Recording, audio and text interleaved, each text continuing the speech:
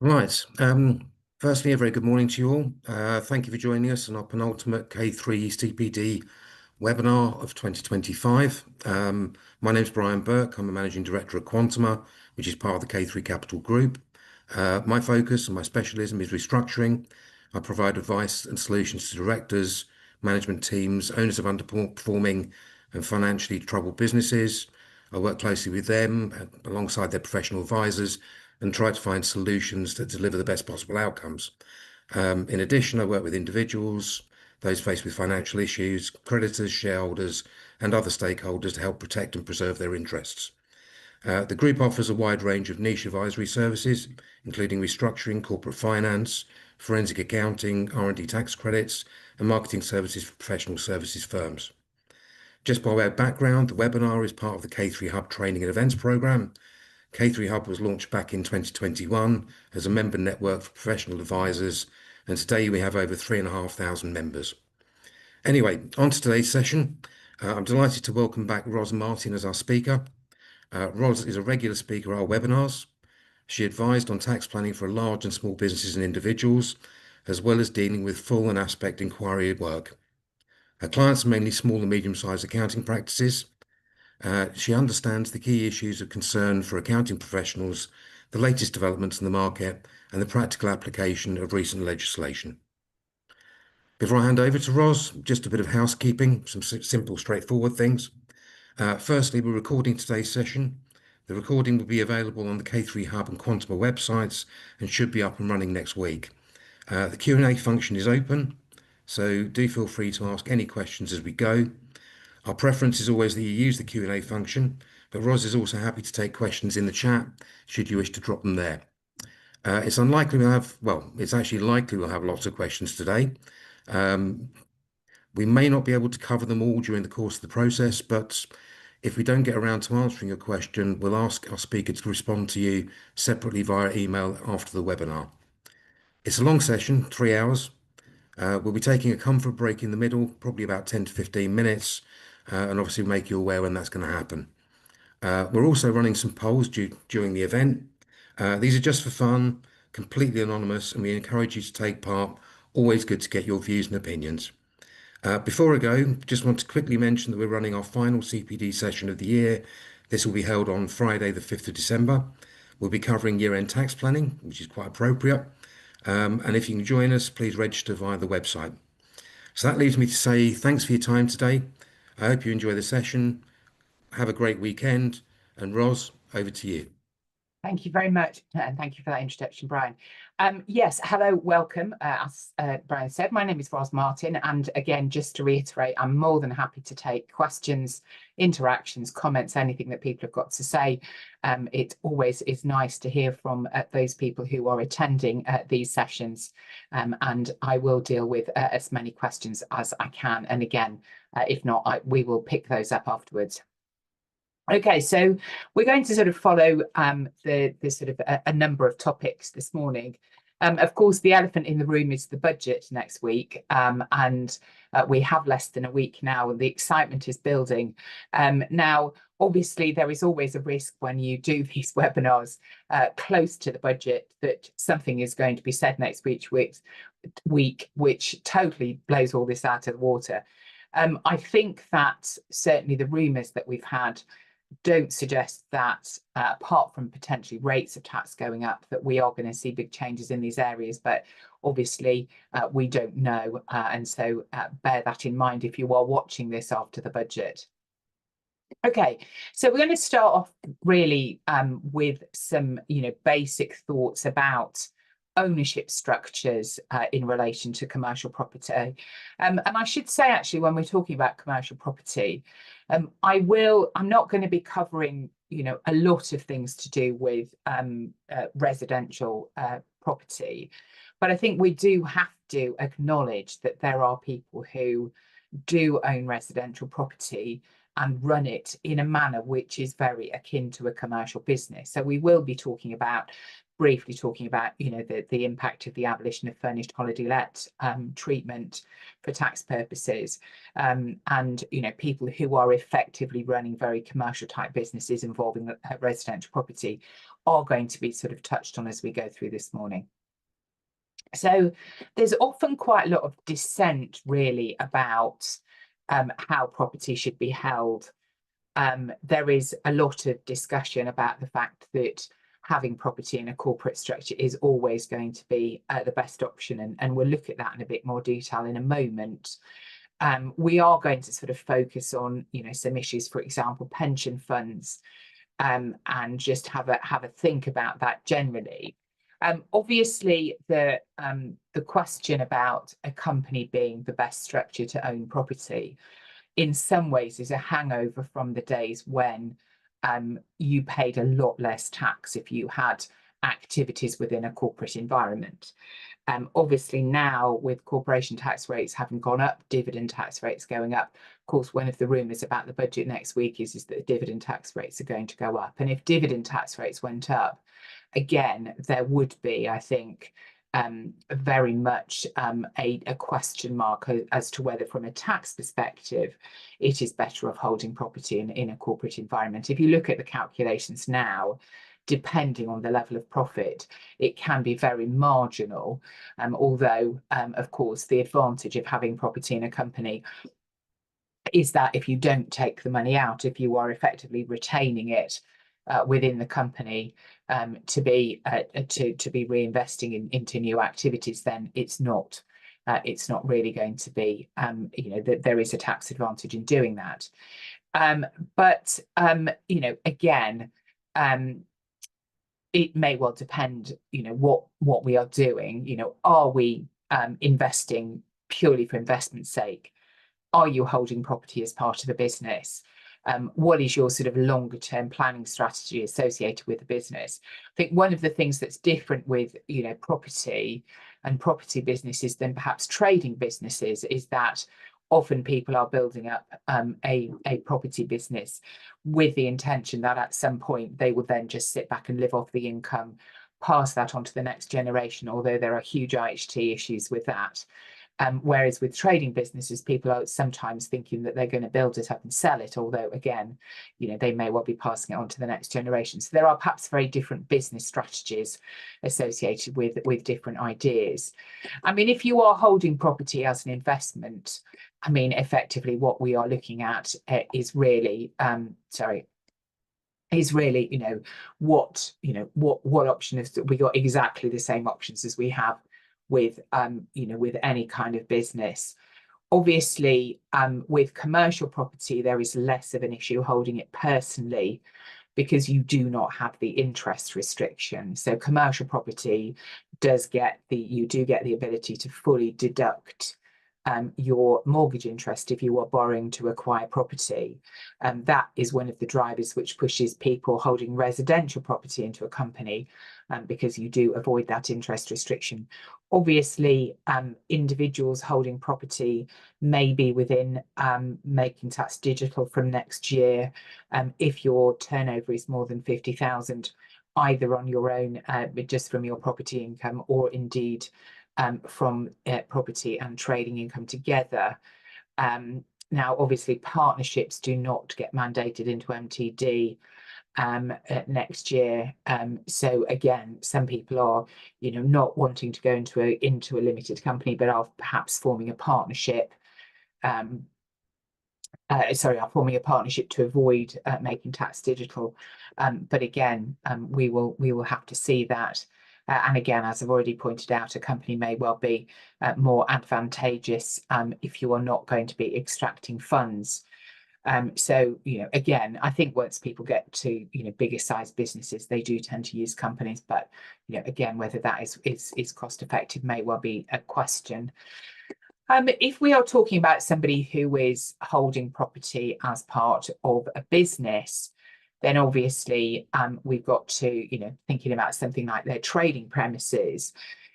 Then, you know, if you're a sole trader, you are inevitably going to be holding your business premises as part of the, you know, in your own capacity.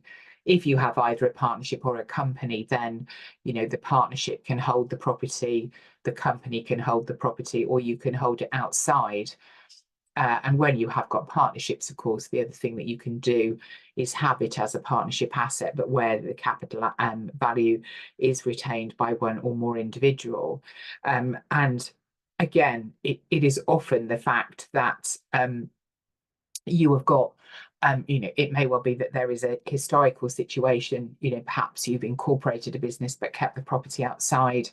There are stamp duty implications on transferring property into companies and so on. And, again, pension fund buying a property can be something. There is, in some situations, the possibility of making in-specie pension contributions, but as we will talk about in a moment, that is not always going to be straightforward. So again, we'll come on to that in a minute. So if you're talking about holding property, what actually might motivate the decision, particularly where you are wanting to keep your property separate from the trade? I mean, obviously, liability issues. If you have a trade which is intrinsically risky, you might want to be thinking about keeping a property separate so that you are not ever going to get to a situation where you are forced to sell a property because you have difficulties in the business. Now, obviously, there are ways of limiting your liability. There are, insurance policies that can be taken out. I mean, obviously, if you have a corporate structure, one of the things you can do is separate properties from the trade by having either a holding company and a subsidiary company with the property, or having a holding company with two subsidiaries, one with a trade and one with your property in it. And that would typically still be a trading group, which means that you wouldn't lose things like your business asset disposal relief. And obviously, one of the things that Brian was talking about at the beginning is that he gets very involved in corporate restructuring. And, this is the kind of thing that sometimes we see with corporate restructuring. Actually, one of the things that I have advised on in the past, and I'm sure that Brian has been involved in, is situations actually where you've got groups that have been established historically, and you decide that you actually want to split the property out from the trading group in its entirety. And there are ways of doing those kind of demergers if you want to achieve that. So, even though it is not necessarily straightforward when you have a pre-established structure, if you are unhappy really with the structure that you've got, it is always worth exploring as to whether or not you can to get to a better position, really. And of course, one of the reasons that you might want to separate the trade from the property is that you will be thinking about retaining the property after you've sold the business itself, perhaps renting it out to your successor as an income stream in your retirement. So again, that can be, and it may well be, of course, that you identify the fact that you want to sell the business, but you've reached a stage where, whilst the business may be saleable, the purchaser actually won't be able to afford to buy the business premises. So again, that is something that might be considered. Now, one of the things that historically we've always said about keeping property outside of either a company or a partnership is that you have an issue with BPR, because if it is a trading business, is there going to be any problem with getting BPR? Though, of course, that all of the planning around BPR is now, thrown up in the air because of the changes that we had last year. If you are holding a property outside of a business, are there issues with charging rent? Actually, we're going to talk about that in a moment. Bearing in mind that if you have a partnership business, any rent that is charged is actually part of the profit share, and so again would be subject to national insurance contributions. If you are a trading business, that can be a bit of a disincentive. Obviously, if you're renting to a company, any rent will be taxable with the ability to deduct interest. So there is the advantage of not paying national insurance contributions, But again, one of the big issues that I sometimes see is in relation to you're renting property to a company, but then you are incurring costs on that property. Make sure that the right person is paying for those costs. Obviously, if you have improvements that are being funded by the company, particularly where there is no formal lease in place, you know, are there tax implications for the individual? Is it actually a benefit in kind, or could the revenue argue that it is a benefit in kind? Is it going to be the case that the company will be compensated for those costs against the capital gains tax liability on any subsequent sale?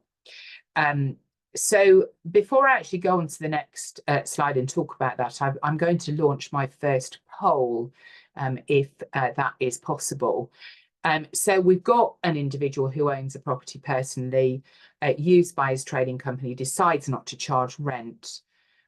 Do we have any issues? And please tick for any of those where you might see a problem. One of them I have already alluded to. So if I could just ask you to just tick a box there, and we will just see what we come up with.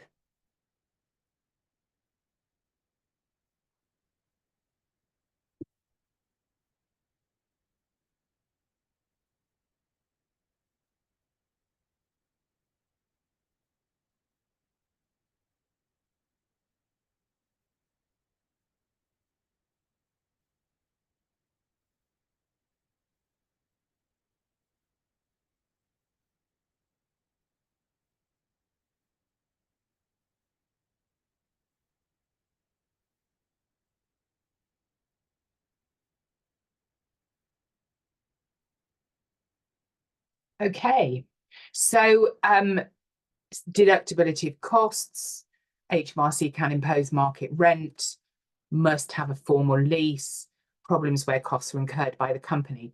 Yes, all interesting answers. Let's perhaps go with the easier one. HMRC can impose a market rent. Actually, that's not the case. I mean, if you want to let somebody occupy a property without charging rent, that's absolutely fine. And you don't have to have a formal lease in place to support a lack of rent. What I would say actually is that if you did have a formal lease and you didn't charge rent, what HMRC could do is that they couldn't impose market rent, but they could impose a notional premium on the disposal for capital gains purposes. So often, if you are not going to charge rent, you need to be a little bit careful about having a formal lease in place. But you're absolutely right about deductibility of costs. And we've already talked about situations where costs have been incurred by the company, because if you do not charge full rent, then HMRC may argue that costs are not allowable. But actually, what they do as an alternative is say, well, the individual could get expenses up to the level of the rent charge. Now, obviously, if no rent is charged, then that causes problems. And the other thing you have to be careful about is that, you know, excess expenses cannot be carried forward and used in later years. Now, obviously, the main one might be interest relief, but certainly repairs and so on, there is potentially a bit of a problem. And as I've already said, when we were talking about the poll results there, if there is a formal lease, there could be capital gains tax issues. And the way that the revenue would attack that is effectively that they would impute this premium. So have to be a little bit careful there. The other problem that we need to be careful about is in relation to capital allowances.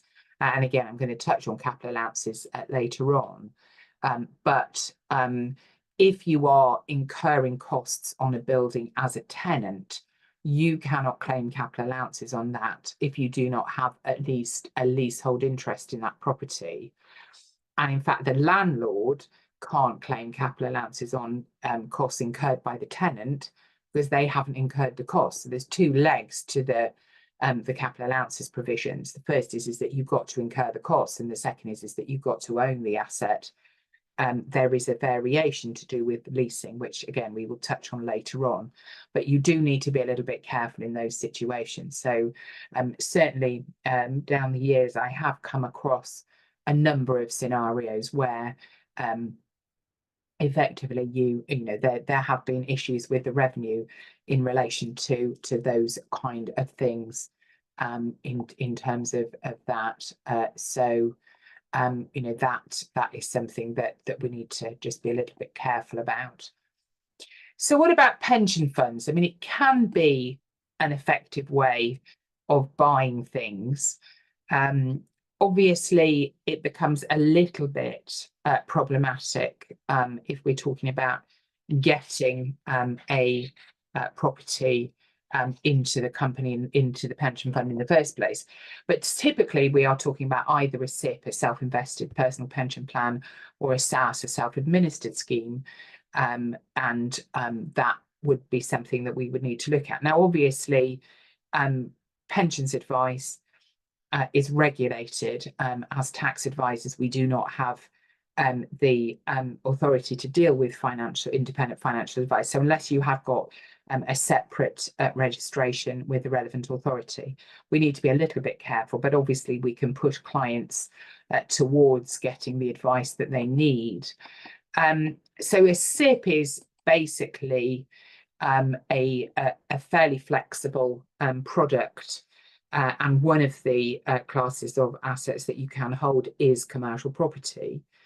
Any contributions may be paid to the SIP either via the individual making personal pension contributions or an employer, and that attracts tax relief for both parties.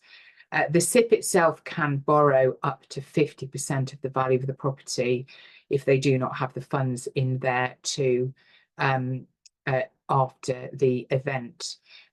But obviously there could well be a funding gap if the pension fund is not of significant value. Somebody's just popped a question in: will the slides be sent after the event? They've actually been loaded into the chat, and I think they will be loaded into the chat at various points during the course of this morning for people who've joined slightly later. So there is a PDF, yeah, and in fact the administrator has just uploaded them into the chat again, so hopefully you can download them from there. Obviously, as I've said, with the pension fund there could be a funding gap. The Revenue have got quite strict views about in-specie contributions into pension funds, and you know how that has to be managed, and whether or not, and in fact their view is that in some circumstances there is no tax relief on a contribution of a pension, of an in-specie contribution into a pension. So if you're thinking of making an in-specie contribution, have a look at what the Revenue's guidance is and keep up to date with what the current position is, because it is not straightforward. We've had a couple of tax cases where pensions have properties have been transferred in as in-specie contributions, and the Revenue have denied tax relief for the contribution, because their view is that as a company you only get tax relief on the contribution in cash, and so you have to do a little bit of smoke and mirrors in terms of, you know, what you are actually looking at in order to get tax relief on an in-specie contribution. So just be aware of that fact. A SAS is very similar, but tends to cover a larger pool of employees. So a SIP tends to be taken out for an individual, or potentially an individual and their spouse or their children. A SAS tends to be something that is used for an occupational or workplace pension scheme, but you know can benefit directors, and again can invest in commercial property. Same restrictions on borrowing as you have before. Obviously, if you have a larger pool of potential beneficiaries, then it may well be that you will have more value in the pension fund to be able to fund something like a property. But of course, that will very much depend on what the size of the company is. So there are various types of property which can be invested in. So things like business premises, but also things like hotels, care homes, prisons. Halls of residence do qualify, and indeed a lot of the halls of residence in the big university towns in the UK are actually owned by pension funds. I know that the university where my daughter was, most of the student halls of residence were held by the Unite pension fund, because obviously they have got very deep pockets because of the number of members, but doesn't cover flats or houses let to students. So, again, if there is a residential element such as a shop with a flat over it, then as long as it's not occupied by a member of a pension fund itself, there shouldn't be too much of an issue. But again, you've got to be slightly careful about that. Obviously, any business occupying property as a tenant of a pension fund must pay rent as at a commercial rate, because that is something that the pension fund trustees have got to do. They have got to make sure that they are getting good value for the investments that they've made. So it's perhaps not quite as benign for the underlying business as other options are.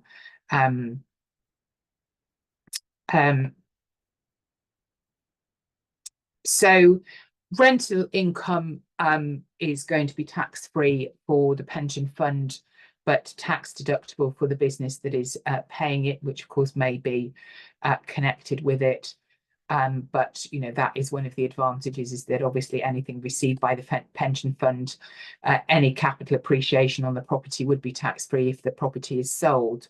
Or it could be that at the time of writing you would again be able to get a tax-free lump sum, or you might have an income stream available to pay out to fund a pension. So all of those things are do make pensions quite a good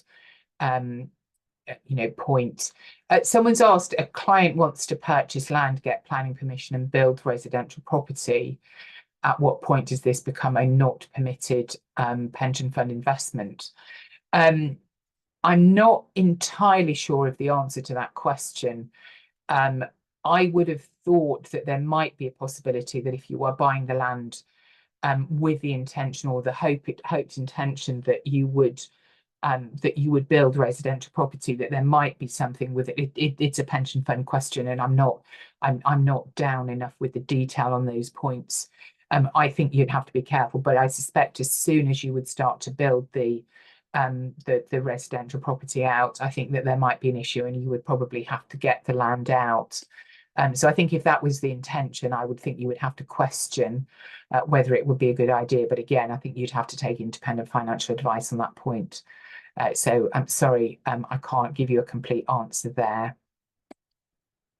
Obviously, other alternatives, commercial property can be used as an asset class. If you've got an investment portfolio, that is something. I mean, obviously, financially, it may well be not something that somebody would invest in other than as part of a wider pool. But there are definitely property funds, unit trusts, open-ended investment, and so on. Often not seen as being particularly attractive because, of course, they are highly illiquid when compared with other financial assets. And as it happens, I've been helping a friend of mine complete IHT to do some IHT work for the on the estate of their mother, and she held she held a stake in I think it was some kind of investment trust holding property. And, they are basically saying, oh, well, it could take us a year before you can get your money out of this. And so, it's not something that is particularly, seen as being, an attractive proposition. And the other thing that you do get is that sometimes funds do get frozen. So you can't withdraw money. There have been a couple of occasions in recent years where property funds have been frozen because of the nature of the property market. And though, if you are buying into a commercial property fund, which is buying shares in companies that then go on invest in property, they are less likely to have liquidity problems because typically they will be listed shares. And then we have real estate investment trusts, although there aren't that many within the UK, but are potentially seen as relatively good investments. So, again, that, might be something if you're looking at an investment. Again, if you are looking to create an investment portfolio, then you would really need to be taking independent financial advice to make sure that what you're doing makes sense. Okay, another question. A GP partnership owns a surgery property personally through the current partners. The property is not recorded in the partnership accounts.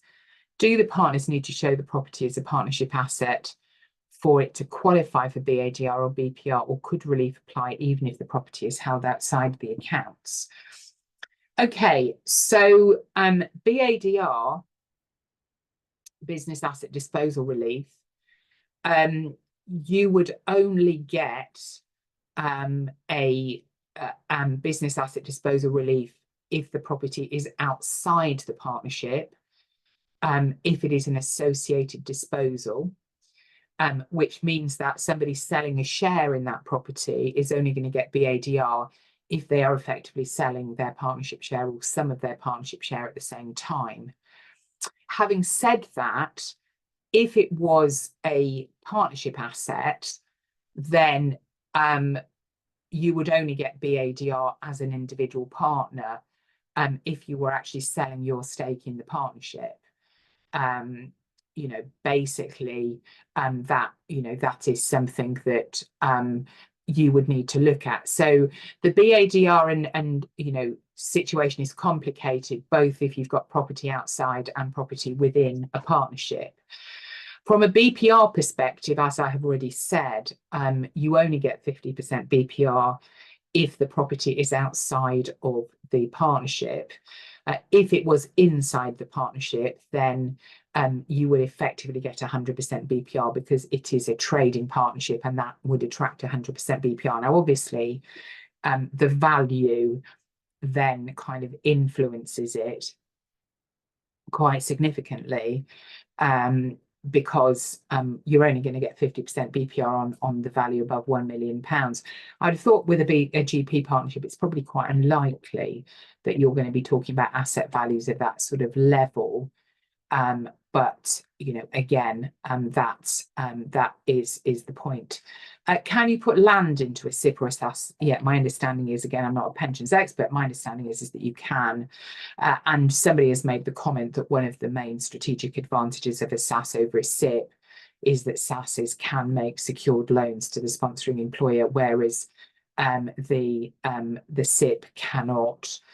Yes, I mean, I was talking really about property in a pension fund, but you are absolutely right that a SAS is enabled to make loans to the sponsoring employer. Although I was talking to somebody not very long ago who said that in reality, an awful lot of pension fund trustees will probably not may not be willing to lend money unless you can show that it is a good investment for them. So it's one of those situations where there is a theoretical advantage, but whether or not there is a real advantage, it may well be illusory to some extent. Okay, we've talked about furnished holiday lets being abolished, and I'm just going to sort of quickly run through, not going to take a great deal of time, but just quickly run through the impact of those changes, so we are, you know, fully aware of this sort of potential, the things we need to be thinking about. So broadly, before the 6th of April this year, 6th of April 2025, legislation's in Finance Act 2025. Before that date, the furnished holiday let business was effectively treated as a trade for income tax and capital gains purposes. So you've got BADR, you've got holdover, you've got rollover, you did have no restriction on your interest relief, etc., etc. So it was seen, as long as you met the minimum requirements, then you were able to effectively treat it as a trade. The one area where it was not automatically treated as a trade was in relation to BPR. So main impact, any interest relief in relation to these properties will only now be given as a tax reducer at 20% rather than as a deduction. And as we saw with when the tax reducer provisions were introduced in 2017 for long-term lets, that could well increase the amount of tax that is going to be paid. Now, obviously, all you can do is do the number crunching and find out whether that is going to be the case. You know, effectively, you know, those calculations are happening. And I have to say that I have had an increase in discussions with people, you know, over recent months again about incorporation of property businesses off the back of that, which was something that we saw, you know, a lot of traffic about in 2017 and after that. You know, but whether or not it does cause an increase in tax is going to depend, obviously, on individual circumstances. Now, losses will be actually able to be offset more creatively or more widely. Since 2011, any loss on a furnished holiday let property or let business has only been able to be offset against profits from that FHL business, whereas now it can be offset against any property income held or generated in the same capacity. And indeed, if you have any unused losses being brought forward at the 6th of April 2025 from your previous furnished holiday let business, it can be offset against any property income in subsequent years. The other advantage of furnished holiday let is that you could claim capital allowances on your disposals and effectively, sorry, on your acquisitions of assets for your furnished holiday let property. Obviously, no new capital allowances going forward. Any expenditure incurred on or after the 6th of April 2025 is not going to be eligible for capital allowances. But if you have any unused pool of capital expenditure from before that date, again, you can continue to claim writing down allowance and offset those amounts against your property, your wider property income. I mean, to an extent, the vast majority of people who have claimed capital allowances have probably claimed 100% annual investment allowance. So it may well be that there are not many situations where you have actually got capital allowances going forward. So that may not be an issue. One thing that I am seeing quite often is that the other thing that you had a carve out for furnished holiday let properties was that you could split the income however you wanted to when you had property owned jointly by spouses or civil partners. Whereas now the default is going to be that your income is split 50-50. If you want to split it other than 50-50, you have to change the underlying beneficial ownership, which you can do using a trust deed. And then you have to fill in a Form 17 and submit it to the revenue. You can't backdate a Form 17, and they must be submitted to HMRC within 60 days of signing. So if you haven't done this yet, you are going to have a problem, because you're going to have a potential issue in 25-26, because you will have to split at least a proportion of the income since the 6th of April 50/50 up until the point at which the Form 17 is valid. So again, I have come across that once or twice. So as I've said, disposals will no longer qualify for business asset disposal relief, holdover relief, rollover relief. There is a transitional provision, which means that if your furnished holiday let business actually ceased before the 6th of April 25, you have actually got 3 years from the date of cessation to sell your assets and still claim BADR in it, though of course the BADR rates have now gone up to 14% and will go up to 18% from next April. But again, it has to have actually ceased.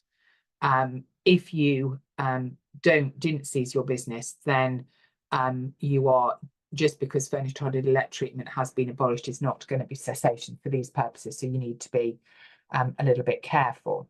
Now, is there any argument for trading? So at this point, I'm going to ask if we can have our second poll, please. So can a furnished holiday let business under the new regime ever be treated as a trade? And actually, with any of these questions, perhaps what I should say is that if you do have any additional comments to make on these questions, please do either pop them into the chat or the Q&A box as we go through. We're only going to have about 4 or 5 of these polls as we go through, so there's not a huge amount to talk about here.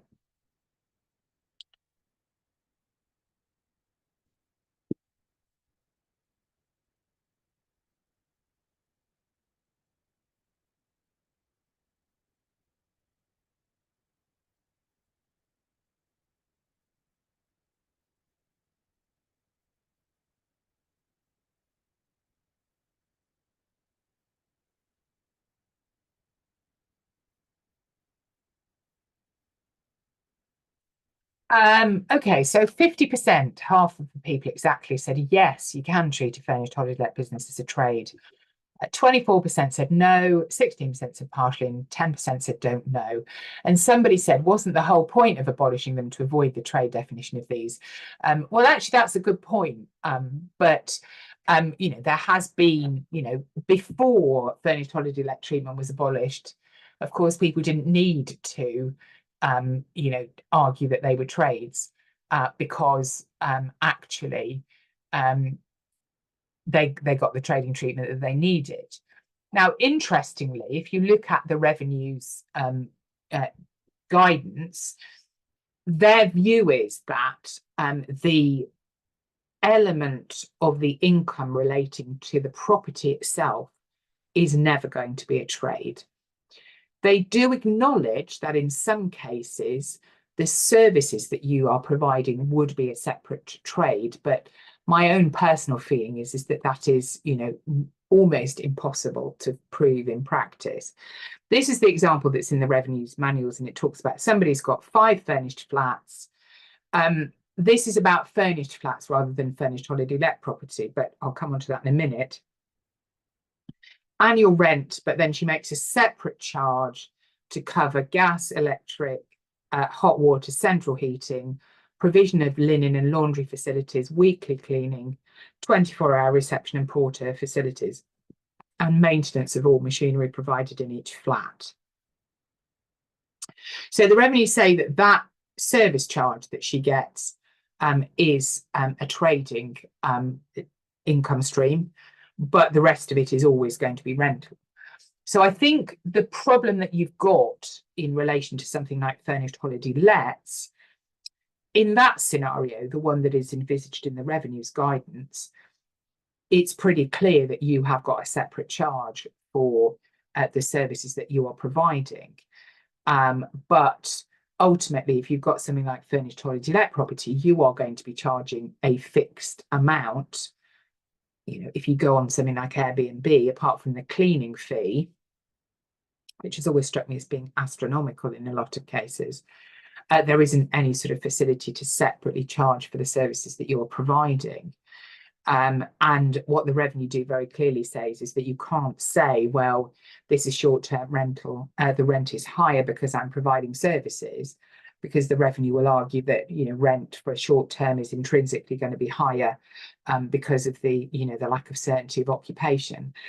So I think even though there was quite a lot talked about in relation to, well, we'll just say that this is a trade, I think that it's going to be something that is going to be you're going to get pushback from you know, HMRC on that, and I think again, you know, wasn't, you know, the comment that's made wasn't the whole point of abolishing these to avoid the trade definition. Yes, it would make no sense whatsoever to abolish furnished holiday let treatment, and then, you know, effectively allow it to be treated as a trade. And someone said Airbnb rents as a trade. I don't see any really possible argument for arguing that Airbnb is a trading. I mean, you know, I'm sure that there will be people who will try it. I'm sure that there will be people who will try it. But the point is that the definition of a property business is where you are getting income from land.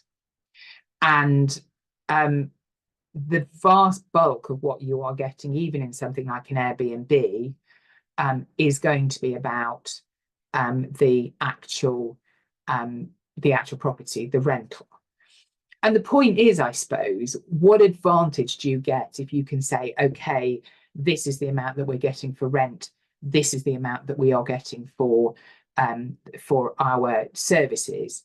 Because if you've borrowed money to buy your property, that is going to attach to the rental bit of the property, so you are still going to get your residential interest restriction.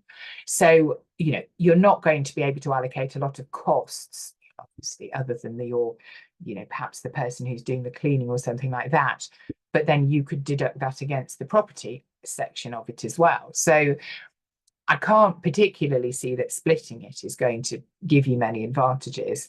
And, you know, even if you've got a lot of short-term rentals, I can't see that that is ever going to be trade.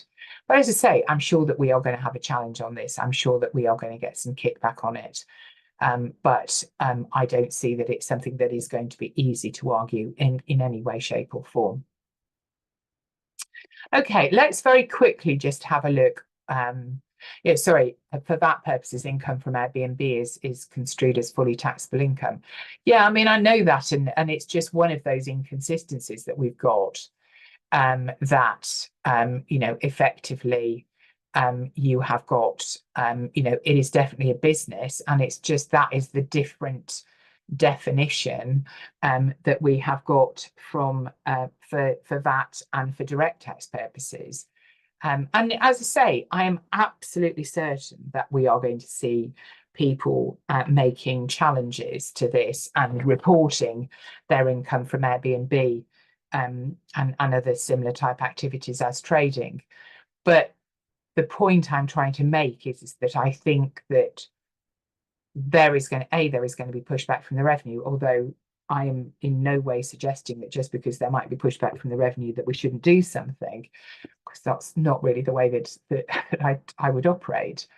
But I do think that you would, I suppose the point I'm trying to make in reality is that you have got to accept, I think, that those that the revenue would ever accept as a trade are very much going to be the exception rather than the rule. So, you know, again, I think we can take that as we want to, really. Okay, let's talk quite briefly about CIS and VAT, but, you know, always the point. So CIS, as we all know, CIS is a mandatory scheme, so that if you are within the construction industry, then you have got certain compliance obligations. So effectively, to be caught by CIS, you have got to have a contractor, you have got to have subcontractors, and you have got to have a construction contract.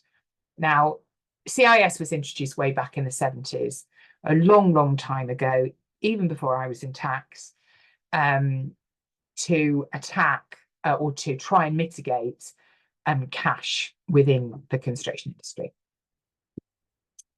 In those days, it was purely a cash trade. A lot of people fell under the radar, and that's why it was introduced. Now, the key issue here, as I said, is we've got to have a contractor, we've got to have a subcontractor, and we've got to have a construction operations. And a contractor is somebody who is carrying on business which includes construction operations, and they are defined as mainstream contractors. Now, HMRC's view is that it is very unlikely in most situations that property investment businesses are going to be mainstream contractors. And the argument is that that is because what they are looking for is someone who is effectively getting economic value from construction operations. So someone who is just undertaking normal repair work, even if it's on a fairly large property portfolio, they are getting the economic value from actually renting that property out. However, they do also acknowledge that if you had somebody who was regularly incurring very significant work on property that they own, so for example, somebody who had a business model where they were buying rundown properties, renovating them to rent out, because then, and again, I don't think that if you just did that once that you would be caught, but if somebody has got a business model, and you know, I've got one of my clients is broadly does that. I mean, he won't buy something unless it's A, gets it very cheap, and B, it's almost falling down. But you know, and he very occasionally does them up for sale, but broadly he's doing that to you know, to effectively build up an investment portfolio. So if you have got clients who are regularly doing significant work, then obviously that needs to be reviewed. Someone who has very large amounts of construction can be a deemed contractor, but, and I think that could apply to very large property landlords, but I suspect that it's unlikely to be within that category. There's not very many people who are going to have so many properties that they're going to incur that amount of money on repair work. So I don't think there would be many that would fall within the deemed contractor type category.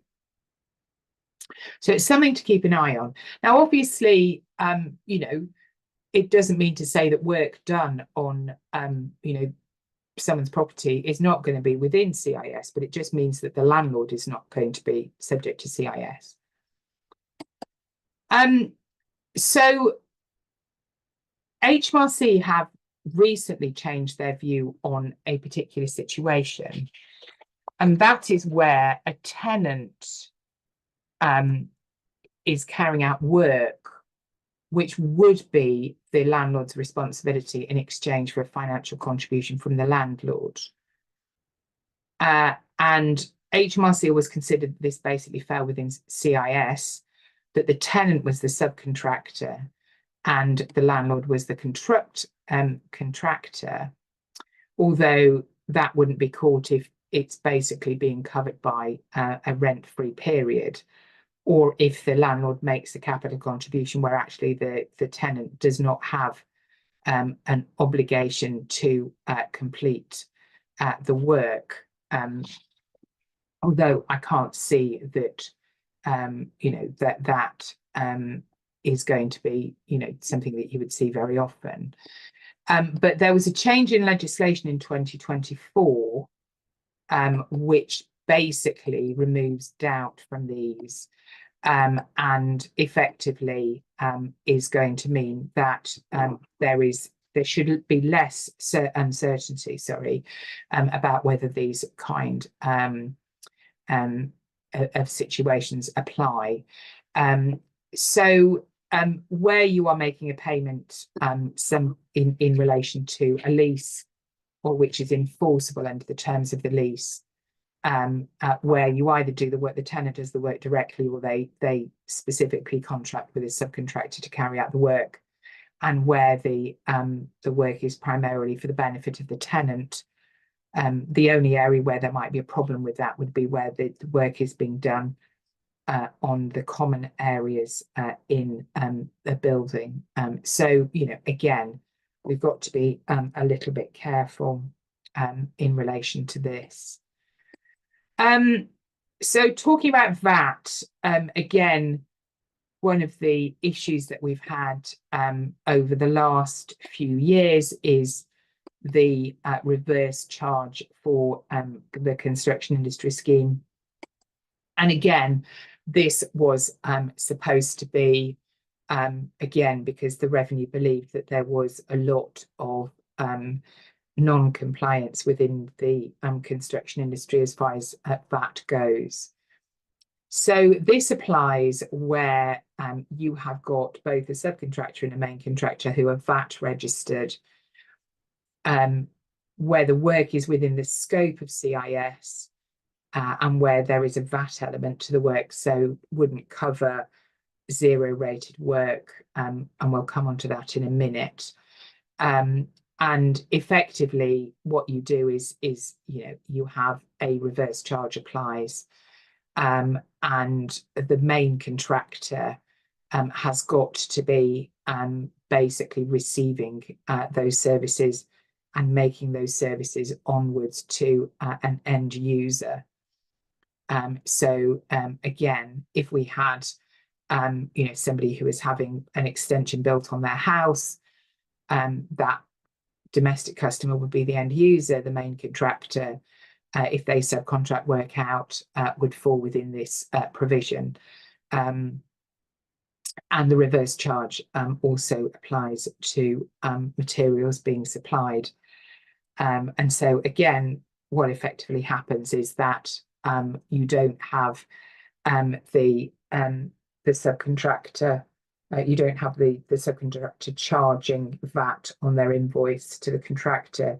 The contractor effectively records it as both output and input tax on their VAT return to zero out the position. Effectively, issues that a subcontractor would need to think about, obviously they should know whether they're VAT registered. They need to check to see if the main contractor is VAT registered, and don't forget that it is possible to verify a registration number online. You would need to know that the main contractor is registered for CIS, obviously, and is the work within the scope of CIS, and basically is the main contractor passing the supply on to an end user. And HMRC basically suggested at the time that this was introduced, I don't know how widely this is used in practice, suggests that you have a contract, basically, which means that the subcontractor says they will charge VAT unless the customer informs them. So the contractor informs them that they will be recharging the services to an end user. Now, again, we're not always going to see these kind of transactions under the terms of a contract. Actually, that's not what the law says. The law actually says that the reverse charge should apply automatically unless the subcontractor is notified that the main contractor is an end user. If you answer yes to all of those questions, the subcontractor would not charge VAT on the invoice. They put customer to apply reverse charge or similar wording onto the invoice, and they don't have to charge VAT. If the answer to the question is no, then obviously you would charge VAT as usual, and there is potential, of course, for there to be cash flow issues for the subcontractor, but particularly where they have incurred costs on materials. For the main contractor, obviously they need to know whether the subcontractor has charged them VAT. If the scope, actually, if the supply is within the reverse charge regime, then the proper technical position is that VAT has been charged incorrectly and you can't claim a deduction for it. So what the contractor should be doing is challenging that and paying the net amount only. If no VAT has been charged and the subcontractor is VAT registered, then that's absolutely fine. And then you need to consider so if it's within the scope of the reverse charge, or is it just a zero rated invoice? And obviously it's important to make sure that it's recorded correctly in the accounting system. And for the contractor, effectively you put both the output and the input VAT on the tax return, and purchase value in box 7, nothing in box 6, which is different from where you have international reverse charge services, where you have to put the value of the sales in box 6. Basically, an end user is someone who will not themselves be supplying services on. Could be, for example, if you're doing work where the contractor is not supplying, doesn't have an end client, perhaps on the contractor's own properties. And again, we come back to the question about whether a property developer is an end user, and that will actually come back to the question of whether or not they are within CIS. Again, that cannot be, it's not always straightforward. I always think that VAT on property generally is, a bit of a dark art. It always strikes me as being hugely complicated. So we effectively have 3 rates of VAT. We have zero rated transactions. We have reduced rate transactions where there is a 5% rate of VAT. And then we have standard rated transactions. Effectively, you have got dwellings, residential, buildings for residential purpose, and buildings for charitable use will be zero rated where they are being built, or effectively on the first grant of a major interest in that by the person building it. Reduced rate, conversion of non-residential to residential, change in the number of dwellings, or renovation of dwellings that have been empty for more than 2 years. Standard rated, where you have got commercial within 3 years of completed or part completed, or commercial when where the supplier has opted to tax. Now, other property will then be exempt from tax. And obviously the point about transactions which are exempt from tax is that effectively you are going to not be able to claim a deduction for your input tax. Kind of things that you would see where you are going to be standard rated. And this is where we get the inconsistency between VAT and direct tax. Sale of buildings, extending, enlarging, converting, renovating, refurbishing, repairing buildings, things like vehicle parking facilities, renting out holiday accommodation, and that's because of specific legislation, tent pitches and rental, holiday caravan pitches and rental, And so one of the questions we've asked is that is an Airbnb business subject to VAT registration? Well, if it breaches the VAT registration threshold, and of course, one of the rumours that we've had is that the VAT registration threshold is going to drop materially. And of course, that could affect more furnished holiday let businesses. Basically, you have got to think about those particular provisions. So sorry, moving on, lost my train of thought. If you want to opt to tax in relation to commercial property, you have to make a decision to opt to tax, and then you have to notify the revenue, typically within 30 days. The revenue do accept late notifications. If there has been an error in charging VAT on a property where no option has been made, it's likely that you are not going to get retrospective permission to do that. If the director or owner deliberately decided to charge VAT, you can potentially backdate that, but it is not, it's not always straightforward. Certain situations where HMRC is required to grant permission, and there are various situations where opting to tax will be granted automatically. But it's very long-winded, and I'm not going to go through those here. It's not surprisingly, it's broadly designed to counter avoidance arrangements.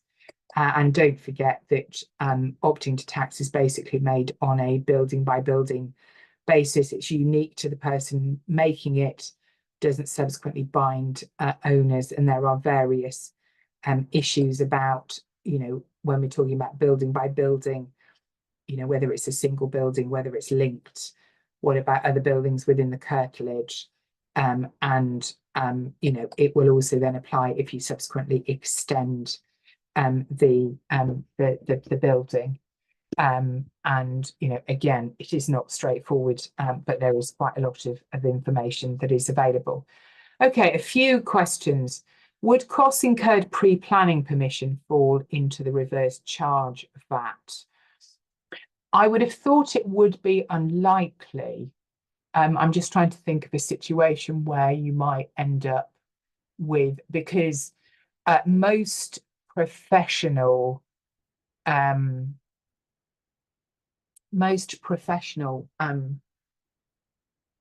costs are outside of the scope of that. So if you're talking about things like, I wanted to say artichokes then, I meant architects. No idea why that word popped into my head.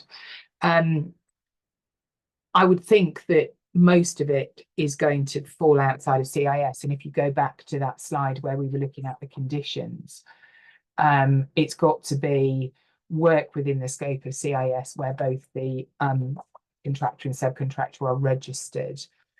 So I would thought that it's most likely going to be professional fees. I suppose you could have preliminary work on the land. If it's within CIS, then I suppose that might be the case. I don't know how many people actually do work before planning permission has been obtained. I suppose you could, perhaps on bigger developments.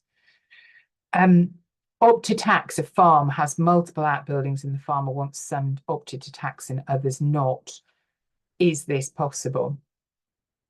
Again, really interesting question, which probably can't really answer, because we are looking then at whether or not you have got buildings that are within the curtilage of a main building.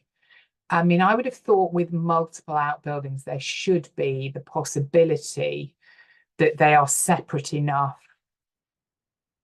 that they would be separate buildings, and therefore it would be possible to have a separate opt to tax. But I think it would very much depend on the sort of the layout and the you know, the exactly what was there and how far apart the buildings were, and you know, whether there is any links between them, and so on. So sorry to be a little bit vague there, but I think that is one of the questions where it is a theoretical possibility, but you know, you would have to have a look at the actual layout and configuration. You know, basically, you know, it is just one of those things. So yeah, I think we will just have to, yeah, you just have to look at it on a case-by-case basis. Right. Okay, let's move on and talk now about leases. So I suppose because we are focusing more on commercial property rather than residential, we are going to see issues with leases more often. And so, you know, we are going to, it's certainly something that I deal with quite a lot with my clients. So just, you know, looking at the terminology, and I'm sure everybody understands this, but typically we've got two legal estates in land, being freehold and leasehold. And a leasehold interest is going to be one where you have got occupation, normally for an absolute term. You know, somebody might have the right of occupation for life. We don't tend to see that in commercial property, but that's still an absolute term. And exclusive possession is given by a proper leasehold interest. And you can have tiers of leasehold interests, as long as each superior interest is longer than the inferior interest. Then you can have successive leaseholds. It's not quite so bad with commercial property because you don't tend to see subleasing, but some of the properties, particularly in central London, have just got so many leases associated with them, different reversionary interests. And about 10 years ago, I was asked to advise on the SDLT implications of a leasehold enfranchisement on a house in Marylebone in London, which had been divided up into, I think, 5 flats. And there was something like 17 leases on the property of differing lengths and differing complexities. And it was an absolute nightmare. From a tax perspective, and then this is kind of tax linked, a long lease is a lease that is more than 50 years, whereas a short lease is one that is 50 years or less. So a 50-year lease would actually be a short lease. A long lease is anything, you know, more than that. We've already talked about multiple leasehold interests. And just again, terminology, when somebody grants a lease, that's when they create a new lease. When a lease is assigned, that is when you effectively sell the existing land interest. So how long is a lease? May feel like a very straightforward question. But actually, the length of a lease is different depending on different taxes, although for income tax and capital gains tax, it is, you know, sort of aligned. Where a lease is unlikely to continue beyond a particular date, and any premium that you might pay is aligned with that, then it would end on that particular date. Although obviously if you just pay market rent, you're not going to have that kind of flexibility. If the lease can be extended, you have to take account of whether or not it is likely that that lease will be extended. And again, similarly, if your tenant may become entitled to take out a further lease, you've got to take account of, whether or not that is likely to happen or not.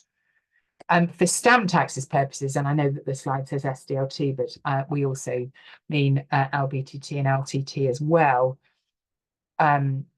Break clauses and rights to renew are ignored. So you do effectively just look at the length of the lease as it is outlined in the tenancy, in the lease agreement.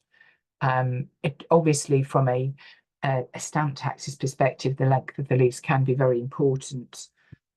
And we're going to look at a lovely example of the complexities of SDLT on leases after the coffee break. Oh gosh, the big question come in. I will look at that's to do with that. I will have a look at that in the coffee break, if you don't mind. So assignment of a lease is effectively where the lease is just sold to another party. All of the terms of the lease remain under the existing lease, and somebody else simply rents the property. So it's almost like you cross out one name in the lease and you put another one in. If it is a long lease, then any gain is calculated in the normal way. So whatever you sell it for, less whatever its cost. And I suppose that kind of alludes to the fact that with long leases, we are much more likely to have a situation where a premium has been paid rather than it just being a rental type situation. With a market rent lease that is assigned for no cost, there would typically be no gain. So if somebody is paying market rent under a lease, then there is no capital value to that lease, because effectively the tenant is paying the landlord through the market rent. So there wouldn't be any gain arising, although again, as we were talking about before, one of the things you've always got to check with is that it really is market rent, because if it is a connected party transaction, then they would the revenue could impute a premium if the lease is not at market rent.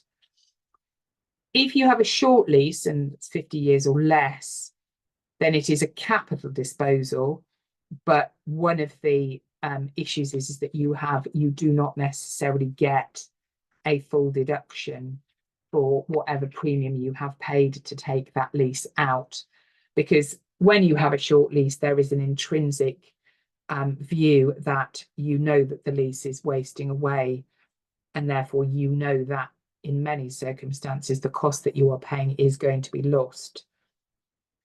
The wasting tables are in Schedule 8 of TCJA 1992, and they're not straight line, they accelerate. So it's a kind of a U curve. It's not a bell curve, is it? Well, anyway, it's kind of a curve that goes like that. So basically, you take the percentage at the particular date of purchase and percentage at the date of sale. You divide that by the percentage at the date of purchase, and then that is multiplied by the original base cost to give you the allowable deduction. If you've obviously incurred any, if there is any income tax element, then you also have to reduce that if you have had somebody claim a deduction for it. So just to give an example, I mean, most people learn how to do this when they're doing their exams and then never ever think about it again. A lease was taken out for a premium of 50,000, 25 years to run. It's assigned when there's 13 years to run for a premium of £40,000. So the percentage applying to a 25-year lease, 81.1%. The percentage applying to a 13-year lease is 56.167. And so the actual expenditure was 50,000, but we exclude the amount relating to that formula. So the base cost will be 34,628. So they're getting 40,000 premium. So the gain is going to be 5,371. If the original lessee has claimed income tax relief on any amount of the original premium, and we will see when that might come up, then you exclude that from the premium, that the actual expenditure at the beginning, before you apply the formula to restrict. So again, it's just a method of calculation. Granting lease, maybe a market rent lease where you're just going to get rent, income tax on the landlord as it arises, deductible for the tenant. If a premium is paid, then basically we allocate the base cost of the freehold using the A over A plus B formula. A is the premium, B is the value of the reversionary interest. And if you have got a lease of less than 50 years, or 50 years or less, actually it should say, then an element of the premium is chargeable immediately to income tax. And that is the formula that you would use. And then when you work out the capital gain, it's small a divided by big A plus B. A is the capital element of the premium, A is the total premium, B is the value of the reversionary interest. And we will see in a minute that the rules are different if you're granting out of a short lease. And if there is an income tax charge, as we know, as we've already alluded to, the income element can be spread over the life of the lease as a deduction for the tenant if they are trading. What are the tax implications of granting a long lease for a residential flat to a subsidiary company at no charge? One of the great things about any transaction involving groups of companies, of course, is that there is a relief from capital gains tax if you are members of a capital gains tax group. So as long as the subsidiary is at least a 75% subsidiary of the parent, even though theoretically a granting of a long lease to a subsidiary company at no charge would have a capital gains charge associating with it, because it is a connected party transaction for no consideration, and you would impute a market value premium, any capital gain which arises is covered by the intra-group transactions, and therefore there would be no capital gains tax liability arising. Obviously then subject to degrouping charges, such that if the subsidiary company left the group at any point in the 6 years following the transaction, there is the possibility that the capital gains would crystallize. There is also an SDLT group relief. So even though it is again a connected party transaction for stamp taxes purposes, group relief would be available, but also a degrouping problem. But the degrouping window for SDLT or other stamp taxes is 3 years rather than 6 years. So I think one of the problems that we have in relation to use of subsidiaries in that way is that if you remember when we were looking at the VAT, the first grant of a major interest in residential property is 0 rated, and so sometimes if you have been recovering costs on the basis that you are going to make a 0 rated supply of a residential property, which then cannot be sold, or you decide that you are going to keep that for renting out, you need to make that first supply so that you are able to kind of confirm the zero rating of the transaction. But then if you went on to subsequently sell the company, you'd get the degrouping charges if you're not careful. Although in that situation, if you then did find a buyer for the property, I would imagine that there's a good chance that you'd be selling the property, although not inevitable. So there can be complications when we look at the interaction between the transactions. As we've already said, if you grant a lease at less than market value between connected parties, HMRC can impute a premium. I suppose the one point to note is that you don't get any of the imputed premium subject to income tax, and effectively that is going to be problematic, and HMRC can only charge that if there is a formal lease. Granting a short lease from a short lease, you take the premium, you deduct the apportioned cost using the formula S minus X over Y, where S is the percentage when the head lease of the head lease, when the sublease was granted. X is the percentage for the head lease when the sublease ends, and Y is the percentage when the head lease originally granted. To be honest with you, as I say, most people learn about this when they're doing their exams and they never think about it again. I can never remember what the formula is. I can never remember how you work it out. And so I always just look at the legislation or look at my notes. And, you know, effectively there is a mechanism and you've got to then look at it. Let me just have a look at this example before we go for a coffee break.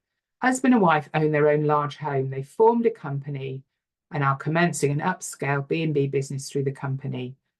All the costs have been paid by the company in relation to fitting out the bedrooms and areas for B&B, and this has taken 4 years. They are not charging any rent to the company.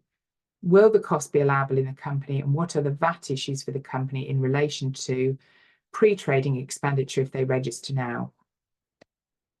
Well, the VAT issues are exactly the same as in relation to any pre-trading expenditure, in that you can claim expenditure incurred before you start trading, but there is a time limit on it. And I seem to remember it is 7 years for goods and 3 years for services. I can't remember, but anyway, I might actually, for VAT purposes, it might be less than that, but it would follow the normal rules. Will the cost be allowable in the company? I mean, again, really difficult one. If they do not have a formal interest in the property, and I'm assuming that these are assets on which capital allowances would be due rather than costs relating. I mean, if they're costs relating to the business and they are revenue costs, then I would imagine you are going to be able to argue that they are holding exclusively for the purposes of the business. Anything where you are wanting to claim capital allowances, going back to the point I made earlier, I think you might have issues because you haven't got a formal interest in the property. So yeah, there may be a problem there. Anyway, it is now 10:30 and I did say that we were going to have a break.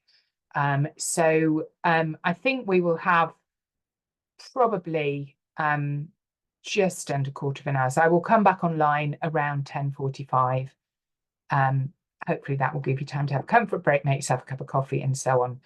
If you do have any questions occur to you while you are having that comfort break, please pop them into the chat box and I will deal with them when I come back.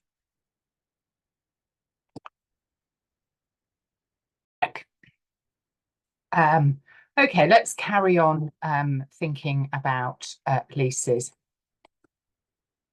So one of the things I think which is quite interesting from you know, just a general perspective, and one I get asked quite a lot of questions about is, you know, sort of inducements type situations.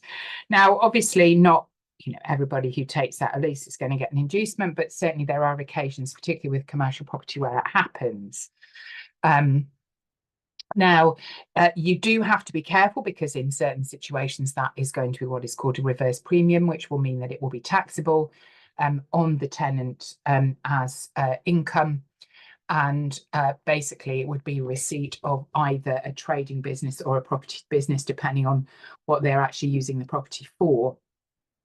But the problem is that there is a mismatch, because the landlord does not get a deduction for any inducement it pays to a tenant to become a tenant, because whilst it is a capital enhancement cost, they're only going to get a deduction for it if they sell that property whilst the tenant is still in occupation.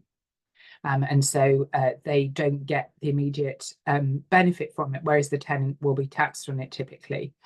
They might get a deduction if they were actually a property developer, so if they built it as, and it's going to be trading, but typically that is not the case.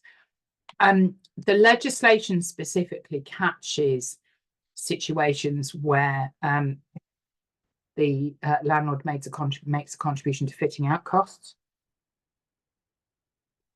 or where they either assume the liabilities or pay sums to third parties.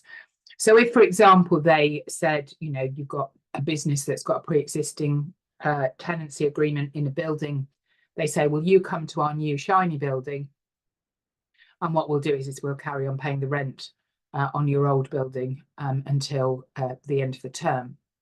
Now, obviously, whether or not that's cost effective will depend on how long it is until the previous, but, you know, in terms of timing, that might be a better deal for them. So all of those things could be caught as a reverse premium. But one thing it doesn't catch is rent-free periods. And so in reality, that is what we see most often. Now, the tenant does have a tax impact of a reverse premium, of a rent-free period, of course, because they're not going to be paying rent, and so they're not going to be getting a deduction for it. But they don't get that upfront tax charge relating to the reverse premium. So I think that is probably seen as being better. So we've talked about grants of leases. So what about assignments? This is where, you know, again, we've, I think we've covered all this already, actually. Yeah, we've covered all that already. So let's move on to, don't mind, there's obviously duplication there in the slides. So surrender of a lease. A lease is surrendered when it is effectively just transferred back to the holder of the immediate superior interest. So effectively, there is a merging of interests, disposal by the tenant, acquisition by the landlord, and again, basic provisions as if it's been sold to any other person. If the landlord pays, then that will be a capital receipt for the tenant. You will look at any residual expenditure they've got to find any capital gain. The landlord might get a deduction if he sells the property whilst it's empty, because it will be enhancement expenditure. But again, it's one of those situations where actually you've got to be very careful, because if they're getting rid of the existing tenant so that they can get a new, nicer, better, shinier tenant, then actually the expenditure on getting that first tenant out is not going to be reflected in the nature of the asset when it is disposed of, and therefore you've got a bit of a problem. You would, again, not going to get tax relief on that at all. So if a sum is paid by the tenant, it will be a capital cost for the tenant, which is not an allowable deduction. It will be taxable on the landlord, at the very least, as a capital sum deriving from an asset. So again, it is not very effective. So what we often see in these situations is that the payment is sort of badged in a way that gives a chance of the tenant getting a deduction for any payment they made to give up the lease. And one of the things that is sometimes looked at is structuring any payment to the landlord as a dilapidation cost, because most commercial leases will have a clause which require the tenant to keep the property maintained, and for a tenant that expenditure would normally be revenue in nature and they would get a deduction for it. And so the argument is that if they haven't really been claiming, they haven't really been doing the work, dilapidations expenditure accumulates, and so they make a payment to the landlord in lieu of the costs, and because the cost would also be revenue in nature, that payment in lieu is deductible as well. The landlord would still be taxed on the receipt, but obviously would then be able to claim a deduction for any work that they actually did. And so that's why we often see dilapidation clauses where a tenant is actually making a payment to get out of the lease. You have to be very careful because, and in particular, if the tenant has actually been keeping the property repaired and maintained, such that really the only thing that has accumulated in terms of the dilapidation cost is what has been generated in a relatively short space of time, then HMRC are clearly not going to accept a whacking great payment when the lease comes to an end. So, you know, again, you do have to be very careful with that. Now, SDLT and leases. Normally, when we are looking at leases for stamp tax purposes, and I say SDLT, but largely, apart from the percentages, the figures, the same will apply in Scotland and Wales if we have LBTT or LTT. But this was a case, and normally where you've got a lease being taken out, you calculate a figure for the rent, which is called the net present value. You pay SDLT on the net present value at a rate of 1 or 2%, so fairly low. You will also pay SDLT on the premium at the normal ad valorem rate. So, you know, if you're talking about commercial, 2% or 5%. So you work these figures out when the lease is taken out, you pay over the SDLT, it's all well and good. But I had this case recently where I really had to dig through. I mean, SDLT is one of the areas where I do give a lot of advice, so I do kind of know what I'm talking about, I hope. But what we had was a client who had two companies, one trading company and then one owning property from which the other company traded. And the actual property company had two properties bought at different times. For the first one, they'd had a formal lease in place for a number of years, but no lease on the second property. The first lease had expired and they were what is called holding over, which is where the tenant remains in occupation after the end of a lease. And what had happened was that a new lease had been drawn up in 2017. They'd gone backwards and forwards, but it had never been signed. And so the question that I was asked by the accountant was, well, what's the SDLT analysis if we sign those leases now? What would the SDLT analysis be if we put a new lease in place? So I'm going to ask for the next poll to be brought up now, and I'm going to ask you that question. What would your initial thoughts be about the SDLT analysis of this? Would we be calculating the net present value from the date the lease was signed? Would we be looking at difference in treatment between the two leases because of the previous lease? Is there no SDLT because they're connected parties, or have you got another view? And if you have got another strong view, you don't forget, you could always put it in the chat or in the Q&A. But what is your thought about what the tax position is there in relation to those leases?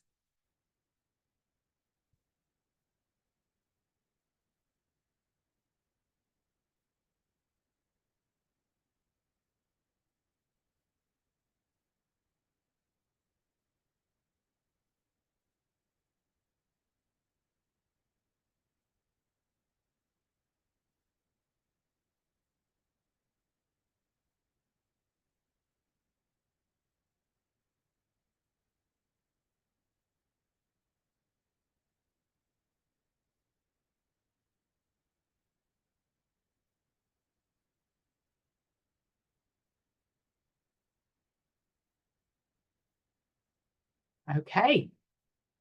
So, over 50% of you say that you would calculate the net present value from the date that the lease is signed.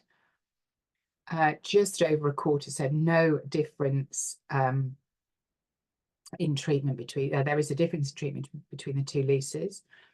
16% no SDLT as connected parties, and then 4% another view, although nobody's popped anything into the chat box. Yeah, interesting. Now, the actual answer to the question is that there is different treatment between the two leases because of the fact that one of them has been currently held over and the other one there was no previous lease. Now, they are connected parties, but they're not a group company. They're not grouped companies. Perhaps I should have made that clearer on the example. They were two standalone companies. And so for SDLT purposes, you would have to apply stamp taxes at market value because they are connected companies.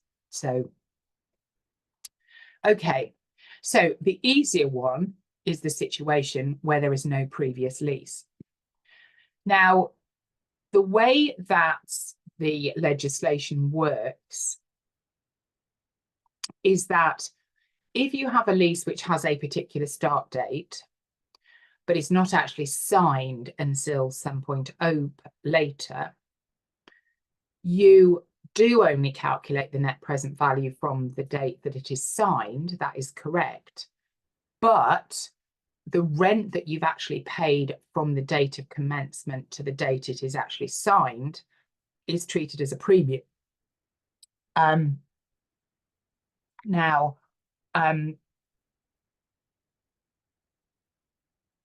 in this particular case,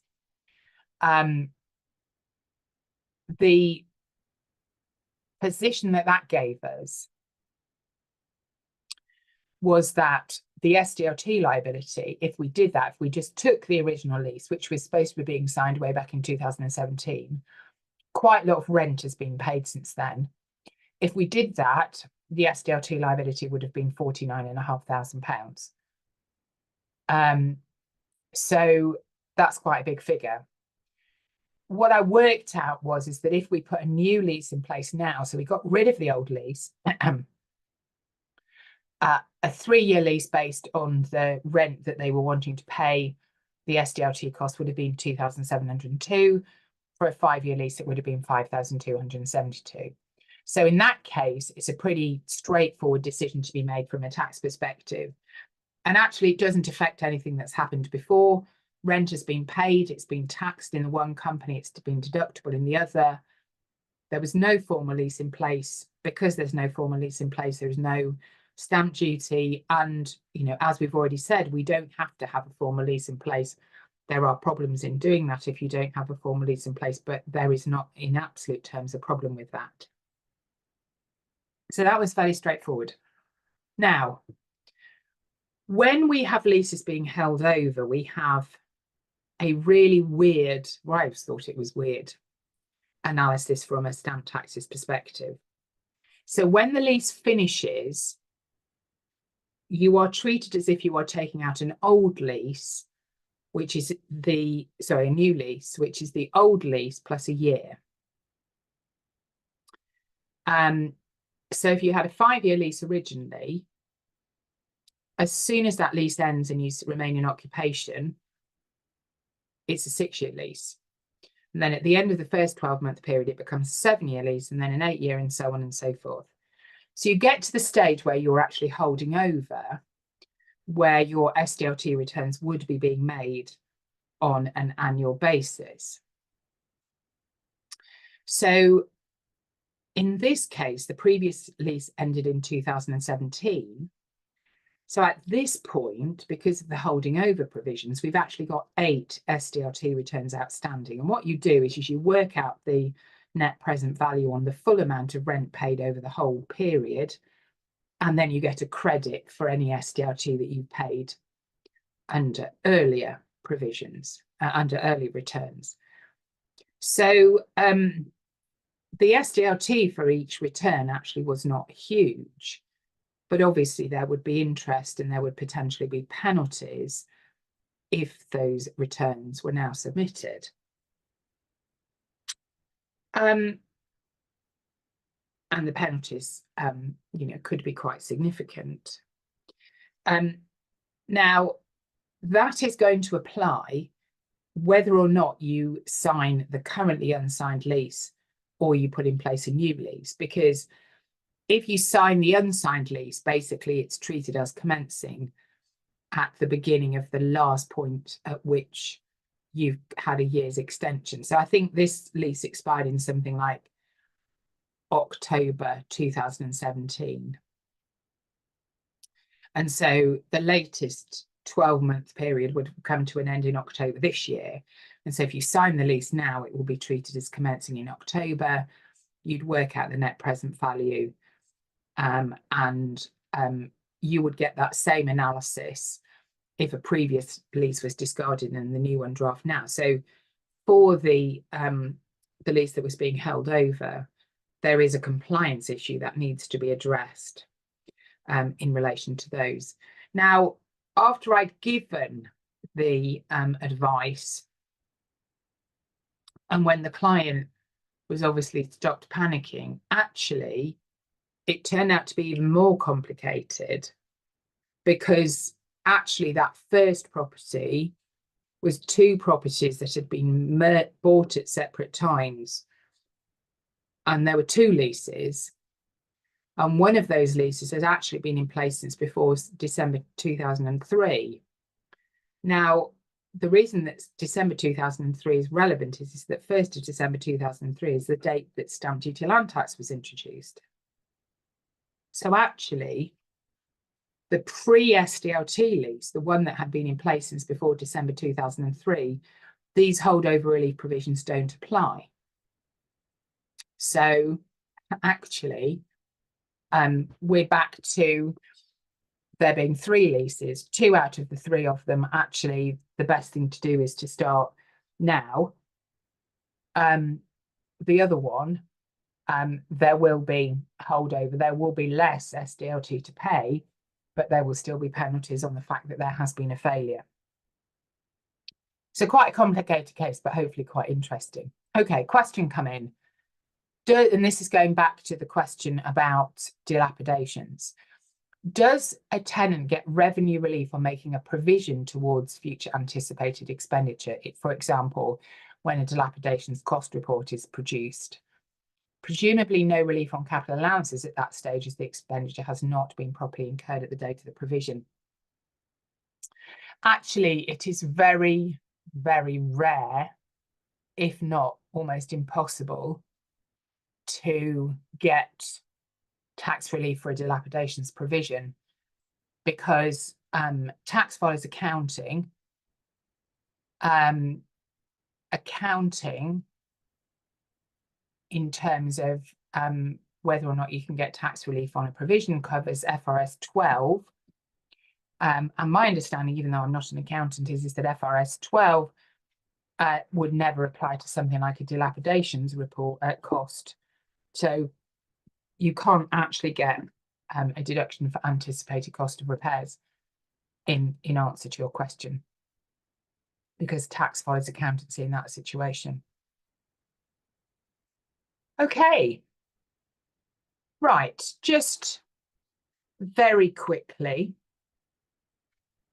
let's talk about repairs versus capital.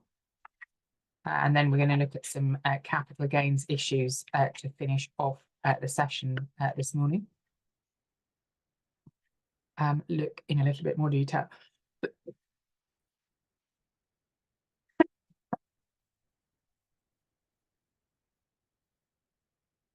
Excuse me.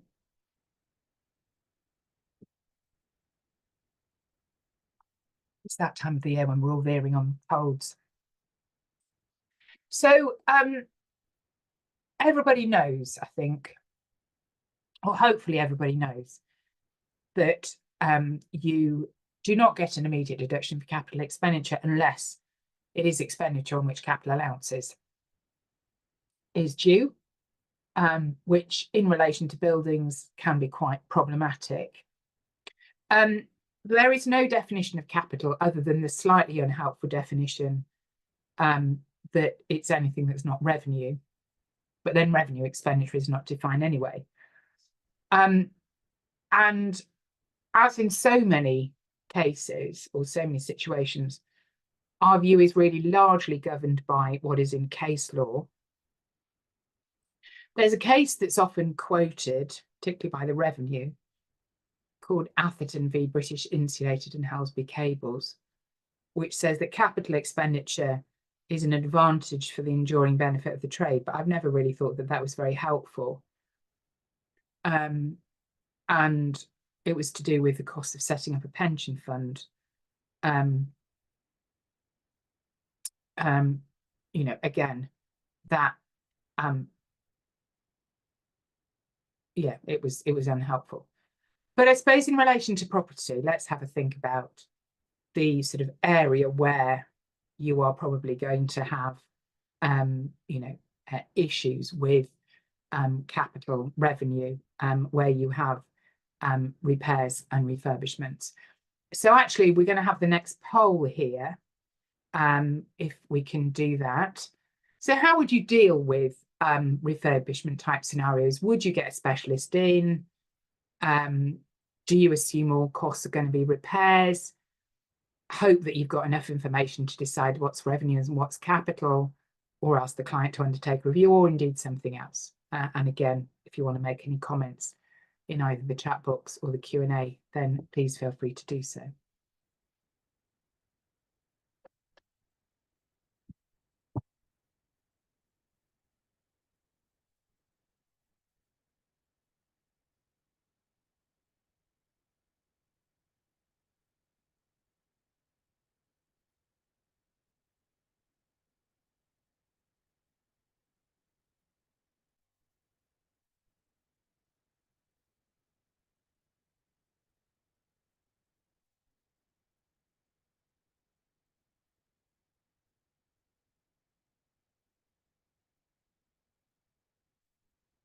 Okay, so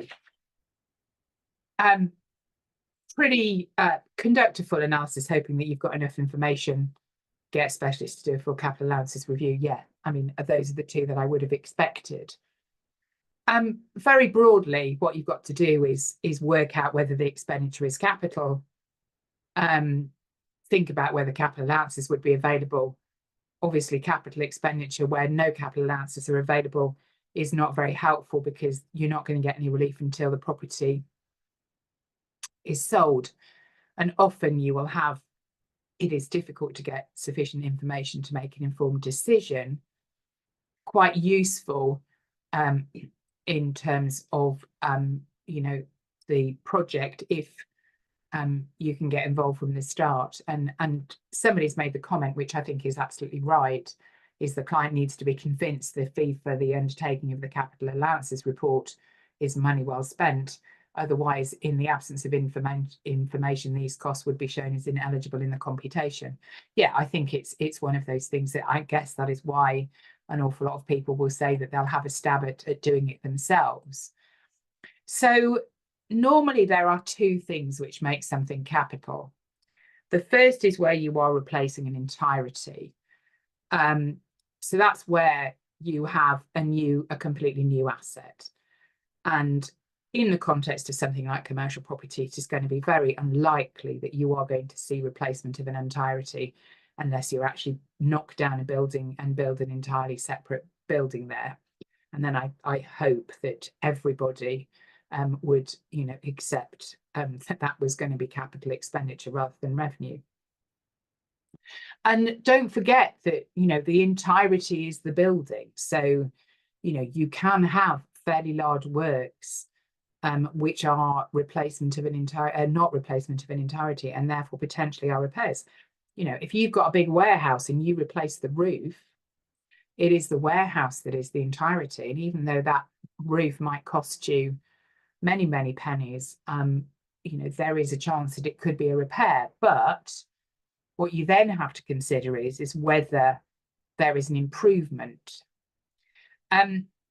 Improvement is a bit of a difficult word, really, because if you've got a building that's got a roof that's leaking and you replace that roof, then you have improved the building as a whole, but it might not be capital expenditure. I suppose what I like to think is that has the work made the building different or better? I mean, different is probably, again the more appropriate word to use, because if you had a shop and you built a wall down the middle of the shop to divide it into two separate units, in absolute terms, that might not be an improvement, but it's still capital expenditure because what is there in terms of the fabric of the property is different afterwards. So, again, it's not something that is always very straightforward. I think there are nuances to this which can be quite difficult sometimes to explain to clients. In relation to the sort of the general points that we're looking at. Gosh, I've lost my train of thoughts because there was a question came in that I was just looking at. So there are nuances involved in this because if you are replacing something that is very old, for example, what you put in may well be better, but that it might be better simply because it is not possible to put in something that was the same quality as what was there before because of changes in technology. And, the example that I always give, although I know that we're talking about commercial rather than residential property, but, if you replace your central heating boiler and that boiler has been in the property for 10, 20 years, you might be replacing it notionally like for like, but it will still be a much better boiler. But that could still be a repair. So, that is not in itself necessarily going to be, a problem. But, again, it's just taking a view on it. I think the other area where we do get problems, and in fact, I've had a conversation with sort of somebody this week about some repair expenditure, is that if you are doing a big refurbishment, and in fact, in the case that I'm thinking about, they were actually it wasn't really refurbishment, it was a conversion. They were converting it from commercial to residential. And effectively, one of the things that the client had questioned was the fact that the accountant had treated replacement of the windows within the building as being capital rather than revenue. And he'd said, oh, the revenue manuals say that you can have replacement of windows, and I'll come on to that point in a minute. The problem is that the revenue will look at the overall project being done. And so certain of the expenditure, which might be repairs if you were doing it, just as an isolated thing, might be repairs, will be capital because it's part of a bigger overall scheme of work. So you do have to be slightly careful that you are not. I mean, you can analyze things down, but you've got to be a little bit careful if you are overall improving something. you know, that you do actually cover, you do cover everything. So it is not entirely straightforward. So okay, a couple of points have come in. What are the rules for replacement of domestic items relief for property investment companies? My understanding is that things like replacement fridge freezers are only allowed within a property owned by an individual and not a company.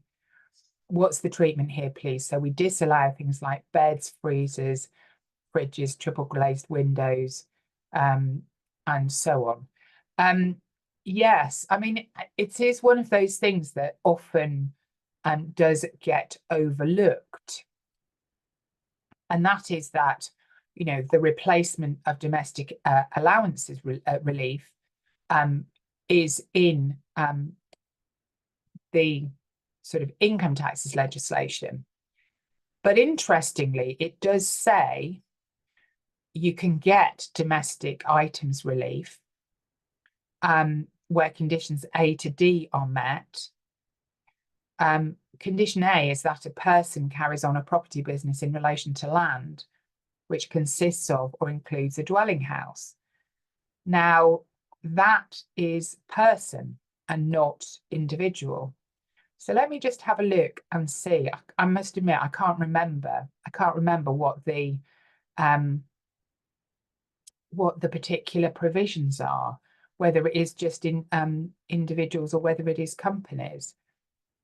No, there are corresponding provisions for corporation tax purposes. So, yeah, you can get it for a company. You can get the normal replacement of domestic items relief on any of the kind of things that you would get for normal purposes as well. So it isn't just individuals, it is companies as well. Which, as I say, is quite interesting because I had to check that point. I couldn't remember off the top of my head which one it was. So yes, it is. Now, obviously, triple glazed windows. The reason that that's been brought up and is that HMRC accept that double glazed replacing single glazed is not an improvement. What they do seem to be a little slightly hazy about is triple glazed versus double or single glazed. Effectively, I think you might still have an argument that triple glazed is not an upgrade.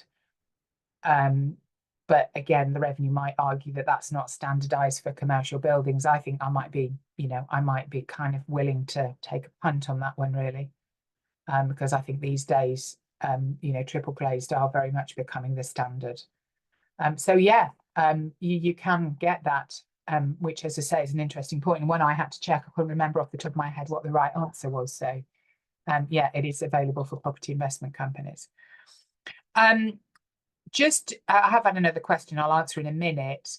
One of the things that is often a question that gets asked, I think, is to do with assets in defective condition. So you buy an asset and then you do the work on it. Is it a repair or is it capital?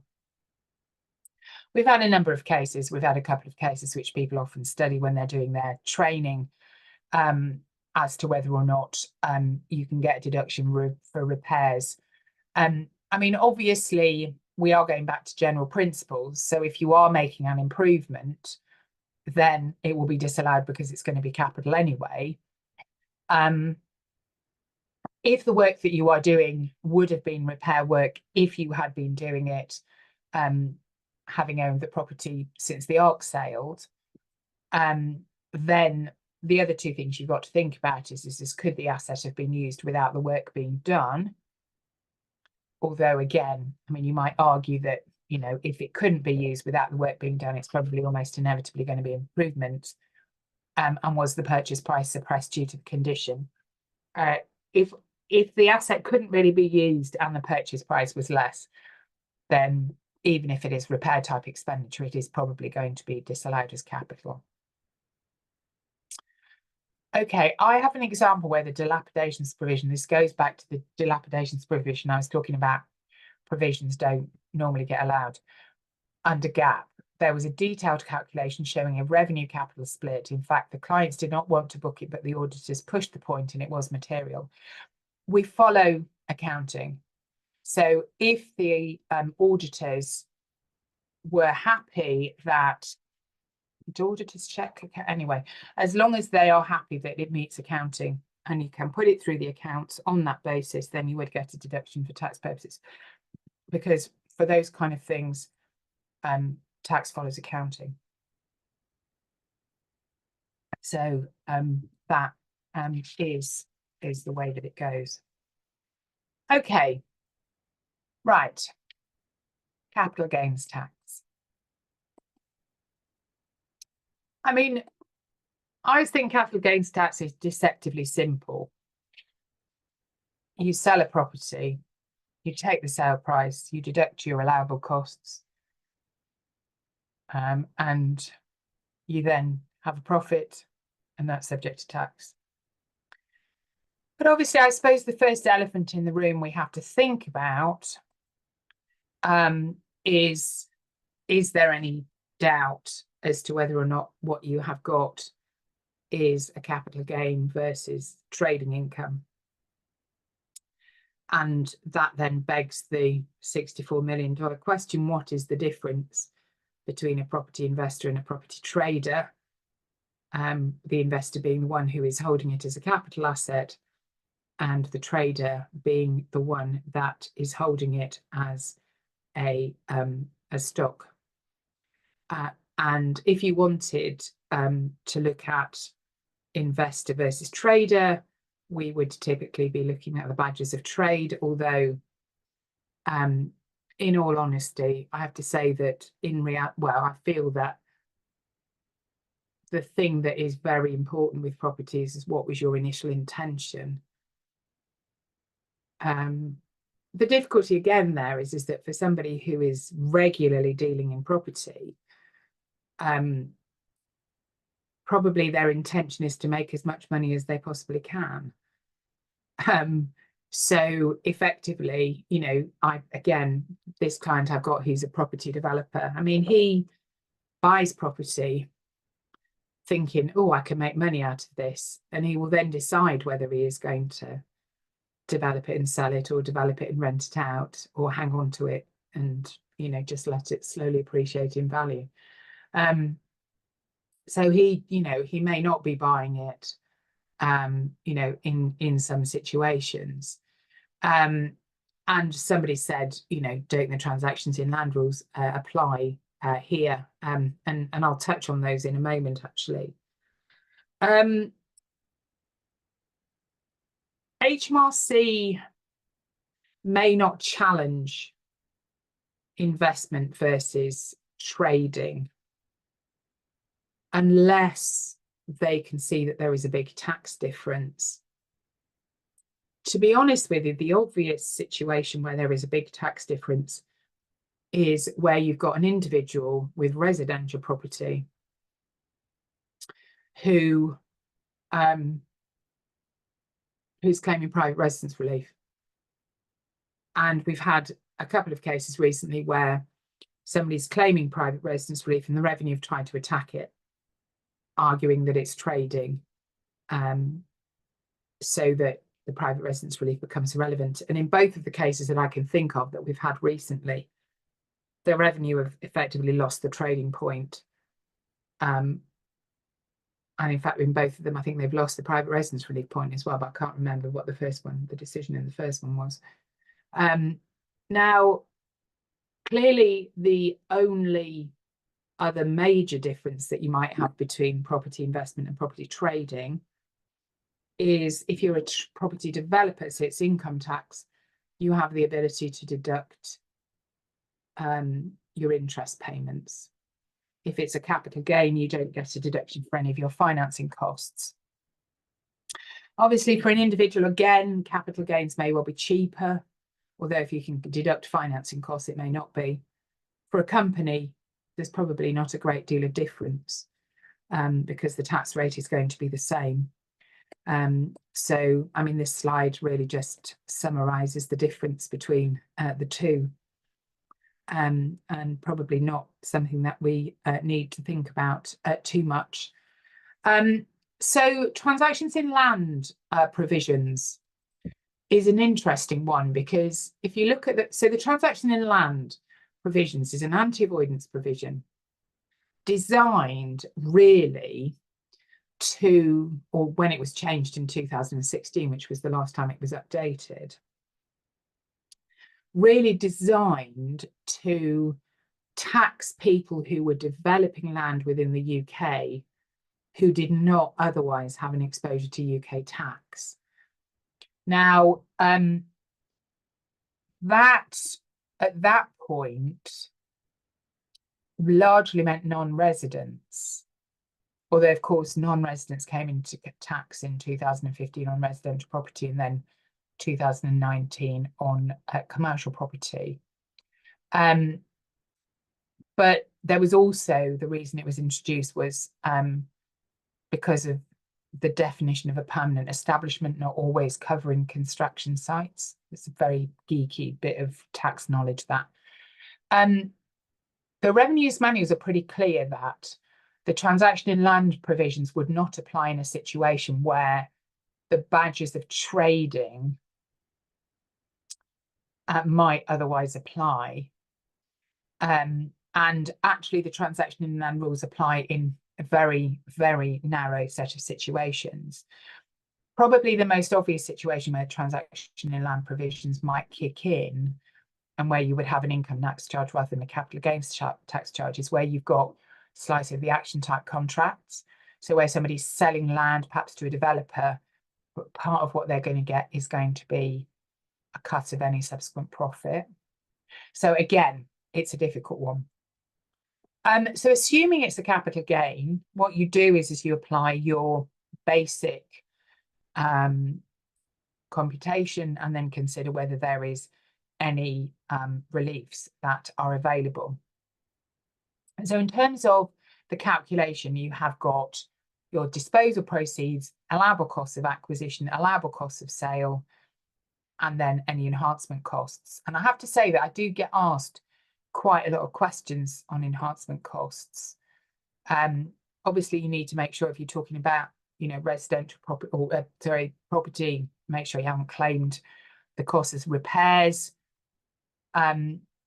It has to be reflected in the nature of the asset at the date of disposal, and also can cover things like the cost of establishing, preserving or defending title. Where assets have merged, you can take joint costs.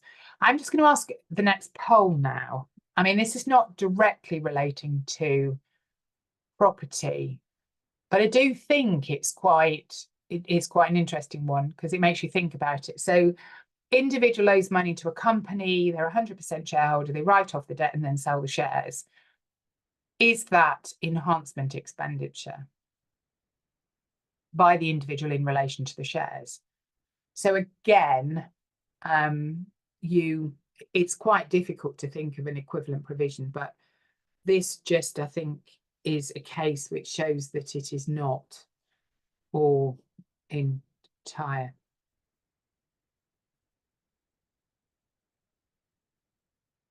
It's not entirely straightforward.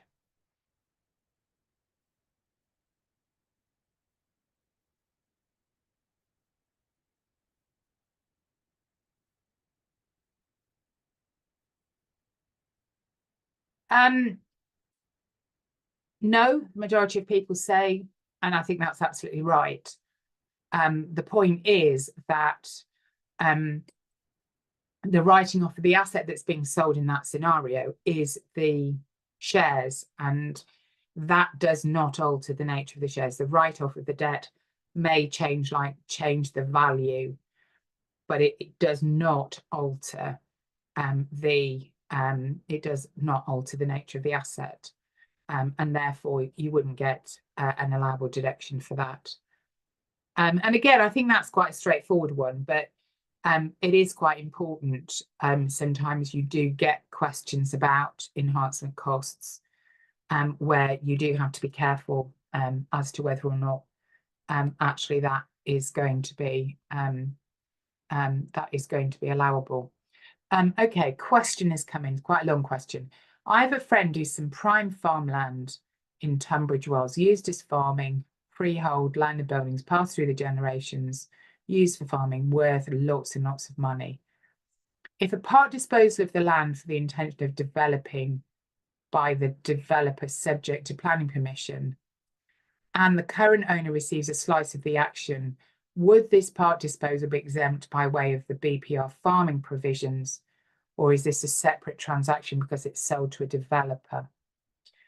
I'm not quite sure what you mean by exempt by way of the BPR farming provisions. Are you talking actually about BADR? Or is that a separate transaction because it's sold to, BADR, because it's sold to the developer?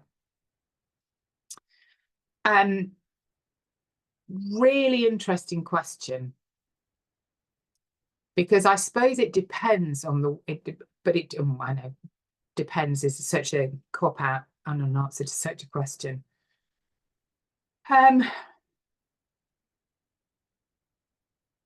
If there is some uncertainty about what is going to be received, then there is certainly an argument that it is going to be income rather than capital under the transaction in land provisions. But there are quite a few get out of jail free cards in the transaction in land provisions. And it would be interesting to see whether or not there would be any possibility of actually formulating a contract which would get round that point. Now, obviously, as we're going to see in a moment, one of the issues that you have with getting BADR on the farm is going to be whether or not you are disposing of all or part of a business. And if you're just disposing of a bit of land, you may well struggle to get BADR on that in the first place, only part of it. But I'll come back to that point in a minute. But I mean, obviously, there is still a big difference, even if you're paying 24%, you know, capital gains because you don't get BADR. You know, it might well be that you are going to that you are still going to save money because it might otherwise be at 45%. Business still continues, but excess land and to cash in on the future development value. Let me come back to that when I get to BADR, and I'll just discuss that a little bit further. Don't forget, market value can be imposed either when it is a connected party transaction or where something is a bargain otherwise than at arm's length. And again, that is, you know, the first one people often overlook. But the thing about connected party transactions is that you automatically impose market value if the deal is done at another price, whereas with the first one, the revenue first would have to show that it's not a bargain at arm's length. And it's important to note that just because you are prepared to sell at a reduced price doesn't necessarily mean that that's a bargain at arm's length. Sorry, not a bargain at arm's length, because it might just be that, you know, you need to sell it very quickly, or you've just done a very bad deal because it's something you didn't know about. Don't forget, with connected parties, if you're transferring between connected parties, if you make a loss, those losses are clogged, which means that they can effectively only be offset against transactions with the same party. It's not just on other connected party transactions, it is actually the same party. Allowable costs, again, most people will be familiar with this. Incidental costs of acquisition or disposal, including professional services, advisors, costs of transfer includes SDLT, costs of advertising, the seller or buyer, costs of getting valuations for CGT purposes, you know, not normally something that we see an issue with, but occasionally we can get a dispute. I suppose with commercial property, there may well be more issues with costs in terms of things like, getting planning permission, building regs approval, environmental assessments. They may or may not be in connection with acquisition or disposal. They may or may not be enhancement expenditure.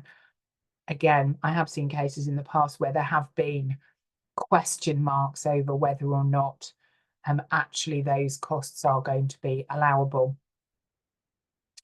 Okay, so let's just talk about BADR.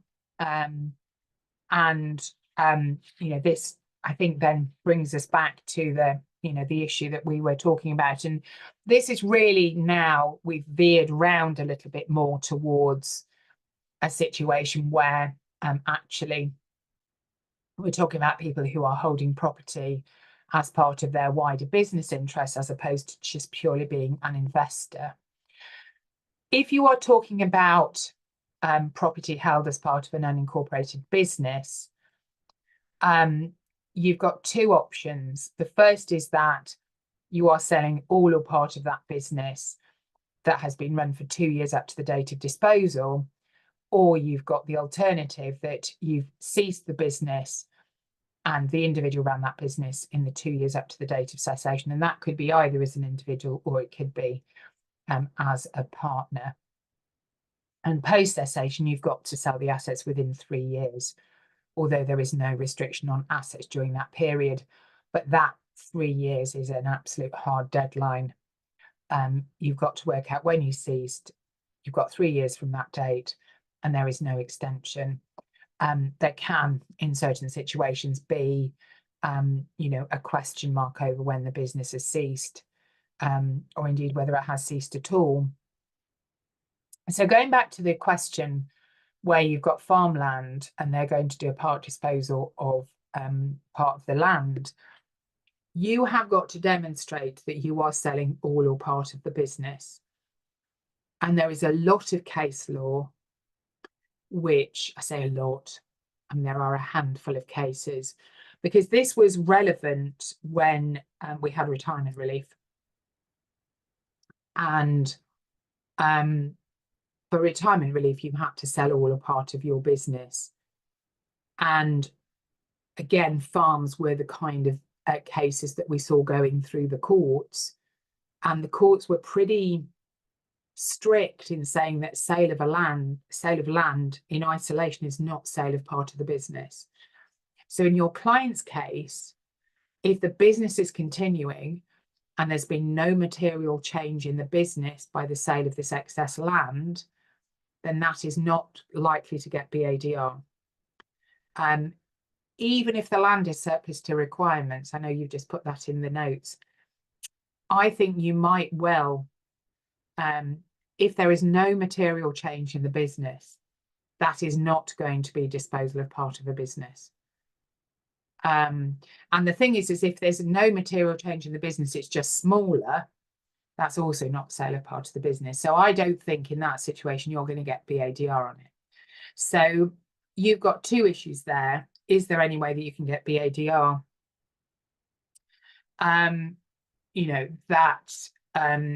You would hopefully get capital gains on some of it. You say, where's the incentive to sell? Well, the incentive to sell may be that you're just going to get a huge amount of money for it. It depends. It depends exactly what the deal is, but it might mean because you've got to pay more tax on it that you're going to want a bigger figure for it. Okay, so the land is surplus to requirements, but that doesn't mean that you are going to get BADR on selling it.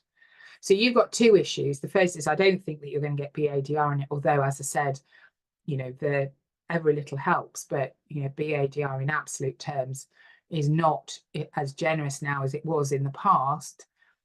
But the second bit is any of it actually going to be subject to income tax under the transactions in land provisions?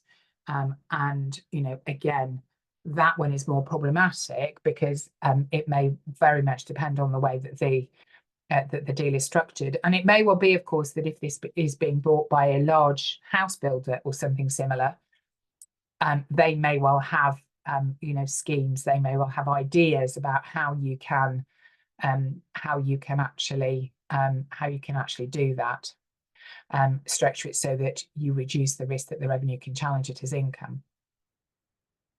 So just an example of post cessation, how this works. Individual has a pub business, has ceased trading, has not economically viable anymore. Nothing happens with the premises. He starts to get planning permission to convert it into residential flats. Not happening very quickly, approaching the 3-year period. Have you actually got any options as to how to crystallise the gain in order to claim BADR? Well, you could transfer it to a limited company, although there would be stamp duty implications in doing that. The other thing you could do would be to appropriate it to trading stock. So start a property development business, transfer it to trading stock, and that would crystallise the gain. In both of those cases, though, you are, of course, going to be crystallising a gain at a point where you may not actually have the money to pay the tax. So given how this is actually an example from when BADR was entrepreneurs relief and it was 10% and you got the £10 million, and actually the advantage of actually what we did was an appropriation. The advantage in doing that was significant, and so it was worthwhile doing it. So going back to all or part of the business, again, we've discussed that, I think, already. It's a really difficult one, particularly where you've got unincorporated businesses, that is something that I had a case a few years ago where we had a farm where they were there was a partnership, and it was a farming partnership which was effectively the second or third generation of the original owners. So there were about 10 partners and they didn't get on. And effectively, we had a situation where they were selling half of the farm. And again, this was at a time when BADR was £10 million. They were selling half of the farm. And then there was a chance that later on they were going to sell the other half of the farm. And basically I said, well, you need to cease trading. You need to cease trading so that you get BADR on that half of the farm that you're selling. And 2 or 3 of the partners weren't that bothered in doing that because they'd only recently inherited the land, and they'd obviously put a hugely high value on the land because they got full APR on it at that point. So we had so many arguments about whether or not it was worthwhile ceasing the trade. In the end, the trade did cease, so that they could get the BADR, but we were talking about millions there, a huge amount. So associated disposals is where you have an asset that is held outside of the business, and either outside a company or outside a partnership. And what you do is you sell it at the same time as you make a material disposal of the associated business. So you have to be selling a bit of your partnership or a bit of your the shares in the company. And there are various provisions that I'm not going to go through because I'm already running out of time. The slight problem that you have with associated disposals is that the gain can be restricted.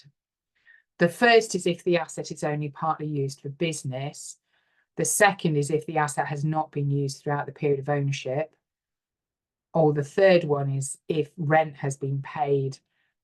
And the rent bit is just a bit complicated, although as we get further and further past 2008, it's less so. You only consider if rent is paid after the 6th of April 2008. And if you've paid some rent, but it's not market rent, it's prorated. So it's not always a very straightforward calculation, I have to say. So here we have a question.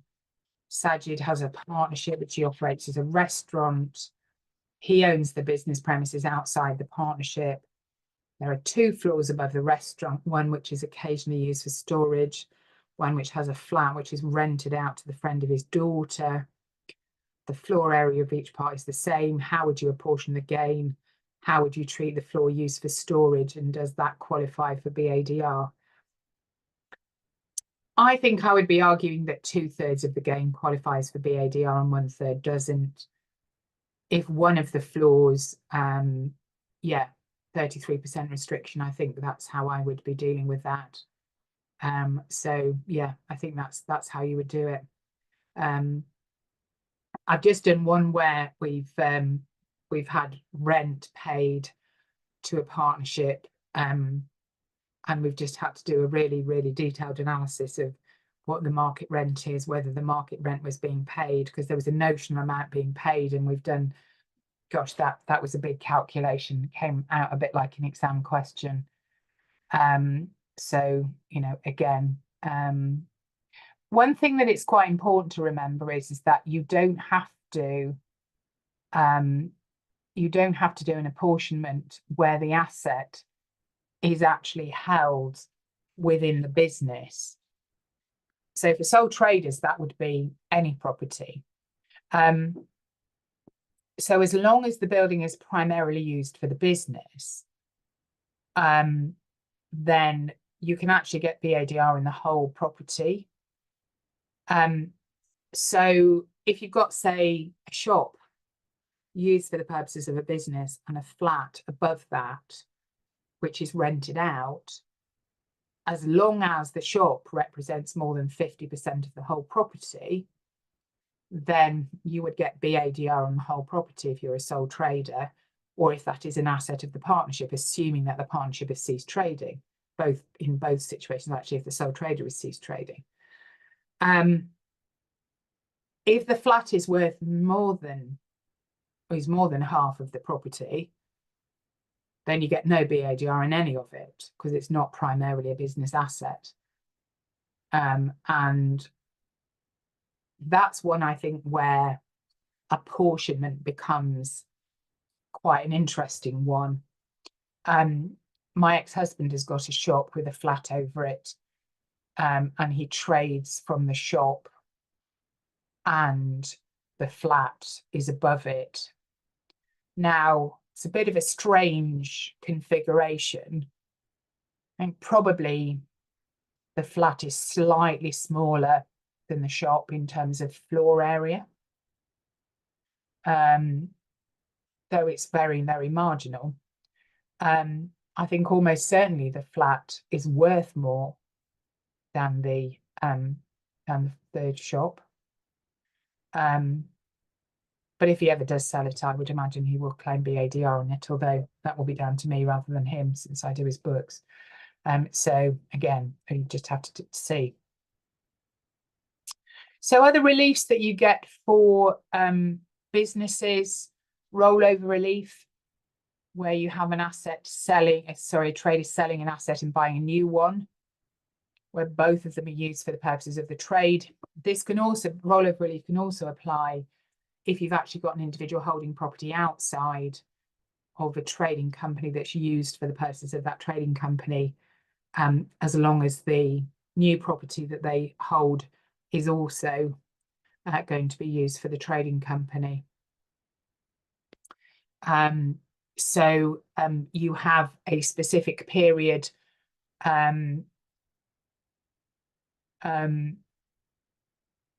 12 months before, 3 years after, to invest. And somebody says, is this ever used that much in practice? I think I've had one client use it in 12 years.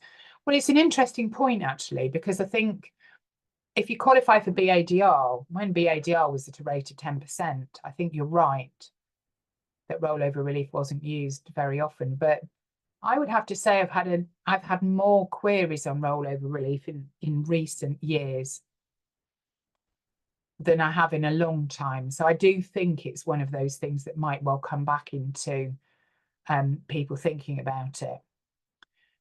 So you know, again, I do think it's something that might come back in. It must be a qualifying asset, but land and buildings are qualifying assets.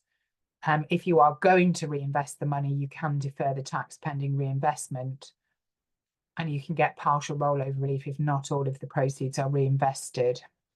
Couple of points to note. You have, I've said reinvestment's got to be within a specific period. 12 months before, 3 years afterwards. That period can be extended. And I think the longest period that I've ever seen rollover relief extended for was 20 years. Very strange circumstances.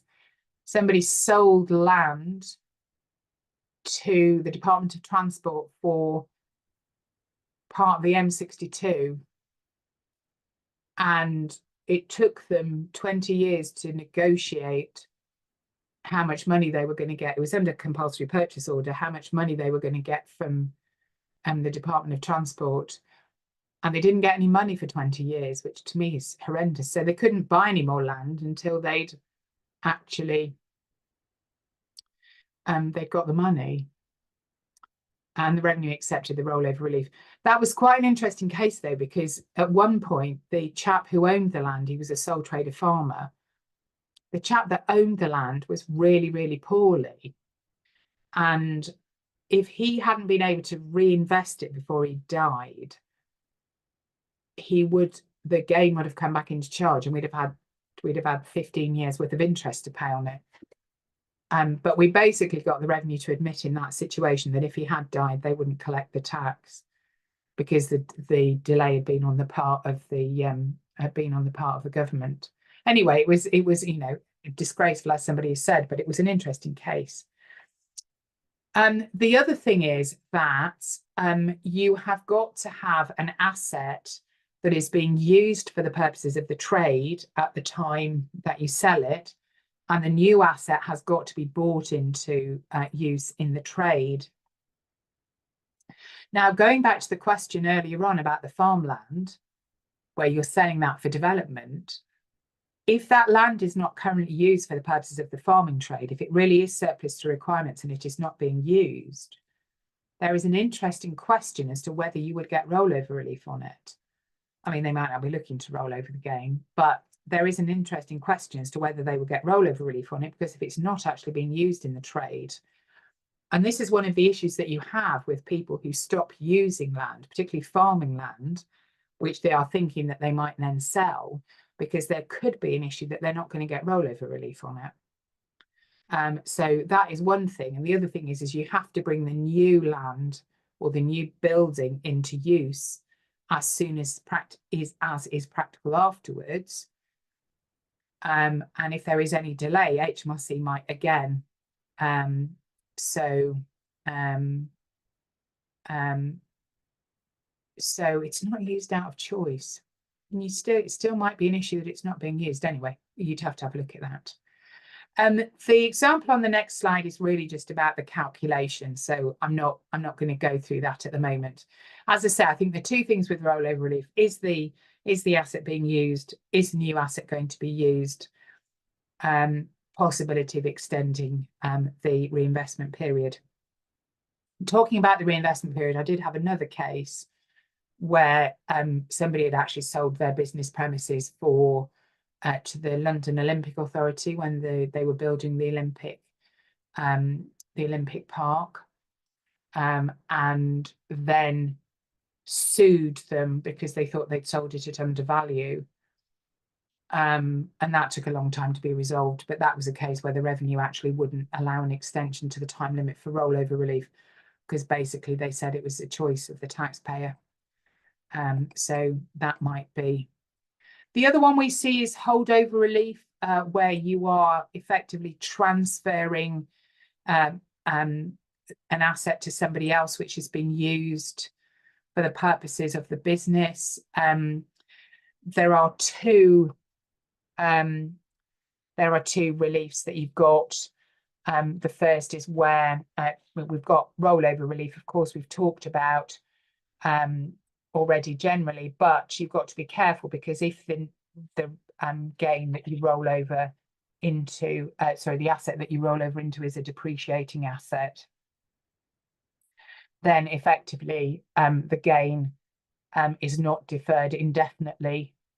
It's to the date of sale, or the date at which the asset ceases to be used for the business, or 10 years. You can reinvest into a wasting asset and then reinvest back into another asset. So that's sometimes something that you use. So for example, you could get a situation where you could get, you can't reinvest it into, freehold property. So you buy a lease to get the holdover relief. Although I say, again, that's not something that we see very often. So, it is something, as I say, that I don't think we see very often, but could potentially come back in situations where people are not now going to get BADR. And yeah, I don't necessarily think that people see it very often.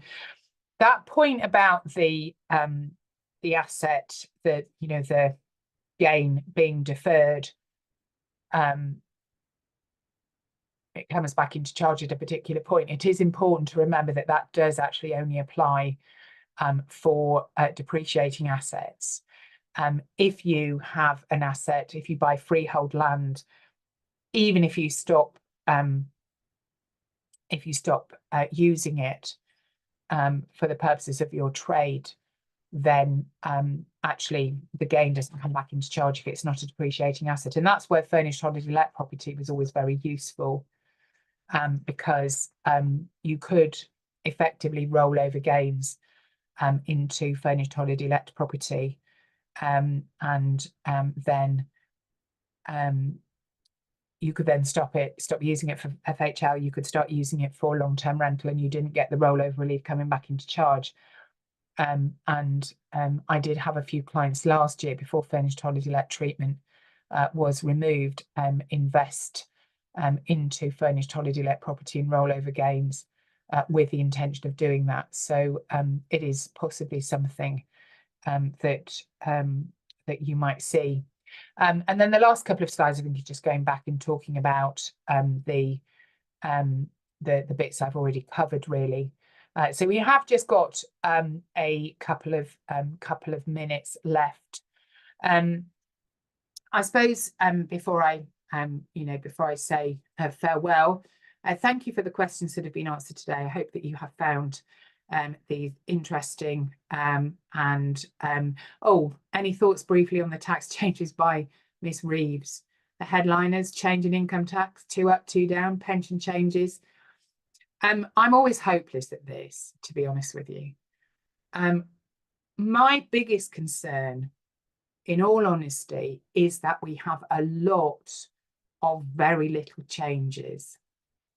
In many ways, and even though this is going to be a controversial thing to say, in many ways, I'd rather they put the rate of income tax up, get all of the tax they need in one hit, rather than having loads of changes to pensions, loads of changes to national insurance, loads of changes to employment taxes, loads of changes to lots of different things. Because the tax system is so complicated.